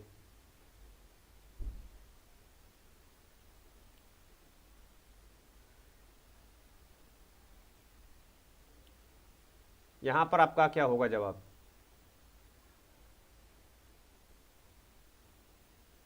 हाँ जी, चलिए प्रश्न को थोड़ा सा जूम आउट कर दिया गया है। चलिए, क्वेश्चन नंबर नेक्स्ट आपके सामने आ चुका है, क्वेश्चन नंबर 64। निम्नलिखित में से त्योहारों में से उस समूह को चुनिए जो पूर्णिमा को मनाए जाते हैं, यानी ऐसा त्योहारों का समूह चुनना है जो कि पूर्णिमा को मनाए जाते हैं। बिमलेश तिवारी जी, हाँ बिल्कुल जी आपका सही था, ओके। बिमलेश तिवारी जवाब दे रहे हैं 64 का डी, ओके। निम्न में से उस त्योहारों का समूह को चुनना है जिसे पूर्णिमा वाले दिन मनाया जाता है। ऑप्शन आपके सामने है, दिवाली, महाशिवरात्रि, गुरु नानक जयंती। दिवाली, गुरु नानक जयंती, रक्षाबंधन, होली, महाशिवरात्रि, बुद्ध जयंती और होली, रक्षाबंधन, गुरु नानक जयंती। तो यहां पर आपका राइट आंसर क्या होगा, ऐसा कौन सा समूह है, ठीक है, जी हाँ, जिससे पूर्णिमा वाले दिन मनाया जाता है। तो राइट आंसर आपका क्या होगा, सभी लोग जवाब देंगे। बिमलेश तिवारी जवाब दे रहे हैं डी, ओके, बहुत बढ़िया, बिल्कुल से आपका राइट आंसर है। होली, रक्षाबंधन और गुरु नानक जयंती को मनाया जाता है पूर्णिमा वाले दिन। किस दिन मनाया जाता है, जैसा कि प्रश्न में पूछा गया है। ठीक है, तो ये पूर्णिमा वाले त्योहारों का ग्रुप है या समूह है। राइट आंसर आपका हो चुका है डी। आगे बढ़ते हैं अगले प्रश्न की ओर। क्वेश्चन नंबर नेक्स्ट आपके सामने है, 11 जुलाई को मनाया जाता है, यानी 11 जुलाई को कौन सा डे है आपका? विश्व स्वास्थ्य दिवस है, विश्व जनसंख्या दिवस है, अंतर्राष्ट्रीय महिला दिवस है, या फिर विश्व जल दिवस है? तो 11 जुलाई को आपका राइट आंसर क्या होगा? विश्व जनसंख्या दिवस। ओके बिमलेश तिवारी जी, बहुत बढ़िया बहुत बढ़िया, बिल्कुल से आपका राइट आंसर आ रहा है। विश्व जनसंख्या दिवस मनाया जाता है कब? 11 जुलाई को विश्व जनसंख्या दिवस मनाया जाता है मित्रों। वहीं पर यदि विश्व स्वास्थ्य दिवस की बात करेंगे तो ये मनाया जाता है 7 अप्रैल को। कब मनाया जाता है आपका? 7 अप्रैल को विश्व स्वास्थ्य दिवस मनाया जाता है, ठीक है। अंतर्राष्ट्रीय महिला दिवस जो कि अभी निकल कर गया है 8 मार्च को मनाया जाता है। और ये भी याद रखेंगे विश्व जल दिवस आपको 22 मार्च जो कि आने वाले समय में मनाया जाएगा, ठीक है। तो ये आपको ध्यान रखना है। चलिए बहुत बढ़िया, चीजें स्पष्ट रूप से समझ आ चुकी हैं, तो बिल्कुल से लाइक शेयर करेंगे। आगे बढ़ते हैं अगले प्रश्न की ओर। एक और प्रश्न आपके लिए सिलेक्टेड है, क्वेश्चन नंबर 66 आ चुका है। वर्ली परंपरा, यानी वर्ली एक पारंपरिक कला का प्रकार है। वर्ली नामक स्थान किस राज्य में स्थित है? यानी जो वर्ली नामक स्थान है वो किस राज्य में स्थित है? 66 का जवाब आ रहा है महाराष्ट्र। ओके बिमलेश जी, महाराष्ट्र, उड़ीसा, राजस्थान या बिहार? आंसर आ चुका है, बहुत बढ़िया, बिल्कुल से आपका राइट आंसर हो जाएगा ऑप्शन ए, महाराष्ट्र। वर्ली एक क्या है आपकी? हाँ, महाराष्ट्र की एक पारंपरिक कला है, जो कि वर्ली जो स्थान है वो महाराष्ट्र में स्थित है। आगे बढ़ते हैं अगले प्रश्न की ओर। क्वेश्चन नंबर नेक्स्ट है आपका क्वेश्चन नंबर 67। तरुण भारत संघ, तरुण भारत संघ के राजेंद्र सिंह को किस कार्य के लिए मैग्सेसे पुरस्कार दिया गया था? याद रखेंगे राजेंद्र सिंह को कहा जाता है जल पुरुष, ठीक है। थोड़ा सा मैं आपको हिंट देता हूं, जल पुरुष के नाम से पुकारा जाता है राजेंद्र सिंह को। और बिमलेश तिवारी जी जवाब दे रहे हैं 66 का एक, जल संरक्षण के लिए। जी हाँ, राजेंद्र सिंह जल पुरुष हैं और ये जल संरक्षण हेतु कार्य करते हैं, इसीलिए सरकार द्वारा इनको मैग्सेसे पुरस्कार दिया गया था जल संरक्षण हेतु। तो राइट आंसर आपका हो जाएगा यहाँ पर ऑप्शन ए। बहुत बढ़िया, बिल्कुल से आपका सही आंसर आ रहा है, जल संरक्षण हेतु करेक्ट आंसर है। चलिए आगे बढ़ते हैं अगले प्रश्न की ओर। अगले प्रश्न को बढ़ते हैं अच्छी तरीके से। चलिए क्वेश्चन नंबर नेक्स्ट आपके सामने आ चुका है, इसमें भी आपको सुमेलित करना है। निम्न में से सुमेलित कीजिए, यहां पर भी आपको सुमेलित करना है। कलमकारी है आंध्र प्रदेश, पिथौरा मध्य प्रदेश, बार्ली महाराष्ट्र, मधुबनी बिहार। आपको सुमेलित करना है और सुमेलित करने के पश्चात ए बी सी डी में जवाब देना है। क्या होगा यहां पर राइट आंसर? बिमलेश तिवारी जी जवाब दे रहे हैं 67 का ए। ओके चलिए, कलमकारी आंध्र प्रदेश, पिथौरा मध्य प्रदेश, वर्ली महाराष्ट्र, मधुबनी बिहार। राइट आंसर आपका क्या होगा? बिमलेश तिवारी जी 68 का जवाब दे रहे हैं बी। बहुत बढ़िया, तो यहां पर बिल्कुल से राइट आंसर आपका बी ऑप्शन है। सभी को क्रमबद्ध तरीके से यहां व्यवस्थित किया हुआ है, इसलिए 1 2 3 4। कलमकारी आपके आंध्र प्रदेश में, पिथौरा मध्य प्रदेश, वर्ली महाराष्ट्र की, हाँ, और मधुबनी बिहार की एक। जी हाँ, तो राइट आंसर आपका हो चुका है ऑप्शन बी। बढ़ते हैं अगले प्रश्न की ओर। अगला प्रश्न आपके सामने आ चुका है, क्वेश्चन नंबर 69 आपके सामने। चलिए क्वेश्चन नंबर 69 आ चुका है और एक और मधुबनी पेंटिंग से, मधुबनी कला से, ठीक है। ओके, बिल्कुल से आपका मैम बिल्कुल ठीक है। तो मधुबनी चित्रों को बनाने के लिए चित्रकारों द्वारा उपयोग किए जाने वाले रंग होते हैं, यानी मधुबनी जो चित्र हैं उनमें बनाने के लिए जो पेंटर हैं, चित्रकार हैं, वो किस रंग का प्रयोग करते हैं? सोने चांदी को घोलकर बनाई गई पेंट, ठीक है, या फिर पिसे हुए चावल के रंग का घोल, विशेष प्रकार के बने पोस्टर के रंग, या फिर अति उत्तम गुणवत्ता वाले फाइबर पेंट। आंसर क्या होगा मधुबनी पेंटिंग के संबंध में? ओके, 69 का जवाब आ चुका है बी। बहुत बढ़िया, बिल्कुल से बिमले जी आपका राइट आंसर है। मधुबनी पेंटिंग में पिसे हुए चावल के घोल के रंग को प्रयोग किया जाता है, याद रखेंगे। और मधुबनी पेंटिंग बिल्कुल से कला जो है बिहार की प्रसिद्ध है। चलिए यहां पर आंसर हो चुका है आपका बी। बढ़ते हैं हम अगले और अंतिम प्रश्न की ओर, जो कि हमारी इस सेशन की श्रृंखला का अंतिम प्रश्न है, क्वेश्चन नंबर 70। यहां पर आपको कौन सा जोड़ा ठीक है ये बताना है, ठीक है। जी हाँ, किस जोड़ा जो है आपका ठीक है? असम बिहू, ओडिशा भारतनाट्यम, तमिलनाडु लावड़ी, कर्नाटक कथक। तो ये कौन सा जोड़ा ठीक है, उसी जोड़े को आपको चुनाव करना है और यह हमारे इस सेशन का अंतिम प्रश्न है मित्रों। तो बिल्कुल से सभी लोग जवाब देंगे शीघ्रता के साथ। प्रीति त्रिपाठी जवाब दे रहे हैं 68 का बी। ओके, बहुत बढ़िया, यहां पर हम आ चुके हैं क्वेश्चन नंबर 70 की ओर।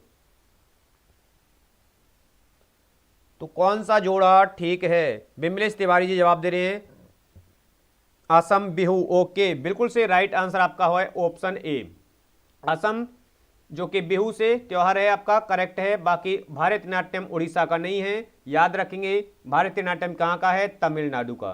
कहाँ का है आपका? तमिलनाडु, ठीक है, ये भी आपको ध्यान रखना है, तमिलनाडु का शास्त्रीय नृत्य है।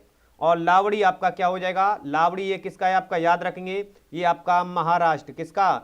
महाराष्ट्र का राज्य नृत्य है, ठीक है, राज्य नृत्य है आपका लावड़ी, ये भी आपको ध्यान रखना है, ठीक है। चलिए बहुत बढ़िया। कर्नाटक कथक नहीं है, कथक आपका कहाँ का होता है? कथक आपका उत्तर प्रदेश का है, तो ये भी आपको ध्यान रखना है। तो ये थे हमारे मित्रों 70 आपको प्रथम पार्ट 1 के अकॉर्डिंग। पार्ट 1 में हमारे 70 महत्वपूर्ण और सिलेक्टेड प्रश्नों की श्रृंखला। आशा करते हैं बिल्कुल मैम आप बिल्कुल से टीचर बनेंगे, निश्चित रूप से आपको टीचर बनना है और आपके बिल्कुल से निश्चित रूप से आप बिल्कुल से शिक्षक रूप में आपको पद पर आसीन होना है बिमले जी, ऐसा कोई दोहराई ना दें आप, ठीक है, बिल्कुल से। तो आपका पहला पार्ट आप सभी को ईबीएस की जो हमारी बिग मैराथन क्लासेज दी गई है, आशा करते हैं आप सभी को यह श्रृंखला पसंद आई होगी। तो जितने भी मित्र बंधु को हमारी श्रृंखला पसंद आई है, कमेंट सेशन में जरूर टाइप करेंगे सर प्रश्नों का सेशन किस प्रकार रहा था और सेशन आपके लिए कितना इंटरेस्टिंग रहा था। आगे भी हमारी प्रश्नों की श्रृंखला का पार्ट 2 आपके लिए जल्द आएगा, ठीक है जी हाँ। उसका जो है शेड्यूल मॉर्निंग में जारी करूंगा, यानी हमारा जो है संडे को रहने वाला है। नेक्स्ट हमारी जो श्रृंखला रहने वाली आपकी सेलेक्टेड आपके 100 प्रश्नों की रहेगी, ठीक है। तो इसको भी आपको संडे को ज्वाइन करना है मित्रों। तो संडे को हमारा जो सेशन रहेगा उसका शेड्यूल में मॉर्निंग में टाइम आपको डिसाइड करके बताऊंगा, ठीक है, कि किस समय से आपके इस सेशन को रखा जाएगा। कमेंट सेशन में मैं आपको टाइप कर दूंगा शीघ्रता के साथ। ओके, थैंक यू बिमले जी, आपको सभी को बहुत बहुत अभिनंदन है और बेस्ट क्वेश्चन रहे थे, थैंक यू इतने मोटिवेशन देने के लिए, सुझाव देने के लिए। अच्छा, तो बिल्कुल से जितने भी हमारे मित्र बंधु सेशन के साथ जुड़े थे, आशा करते हैं आपके जो प्रश्नों का जो डाउट था वो बिल्कुल से क्लियर होगा और बेहतरीन और सिलेक्टेड प्रश्नों की आपको जो जरूरत थी वो आपको यहां से प्राप्त होंगे। तो आगे भी मिलेंगे हम पार्ट 2 के साथ मित्रों। पार्ट 2 के लिए हमारा जल्द से आपका सेशन यानी पार्ट 2 आएगा, जो कि आपका संडे को रहेगा। और संडे को टाइमिंग के लिए मैं आपको कमेंट सेशन में आपको टाइम शेड्यूल जारी कर दूंगा, जिससे कि आप वहां पर भी उपस्थित हो जाएंगे। समथिंग की यदि बात करें तो 12 से लेकर के 1 के मध्य में रहने वाला, ठीक है, यदि जो शेड्यूल हुआ है, ठीक है, उसी को देखते हुए हम आपको बिल्कुल से जारी कर देंगे। प्रीति त्रिपाठी, थैंक यू आपको सभी को, ओवरऑल देखा जाए तो सभी को फिर सभी को धन्यवाद है, सभी को नमस्कार है मित्रों। आशा करते हैं हमारी मेहनत और आपके प्रयास बिल्कुल से सफल रहेंगे। प्रीति त्रिपाठी नमस्कार सभी को पुनः नमस्कार है, सभी को अभिनंदन है, सभी को स्वागत है। नेक्स्ट लाइव सेशन के साथ मिलेंगे मित्रों, हम पुनः शाम को मिलेंगे अपने सीडीपी पोर्शन के साथ, ठीक है। हम अपने सीडीपी सेशन के साथ आपको फिर पुनः 7:34 पर मिलेंगे टुडे। जब तक आप सभी को नमस्कार, सभी को गुड आफ्टरनून है और सभी को धन्यवाद है मित्रों। नेक्स्ट लाइव सेशन के साथ जरूर मिलेंगे।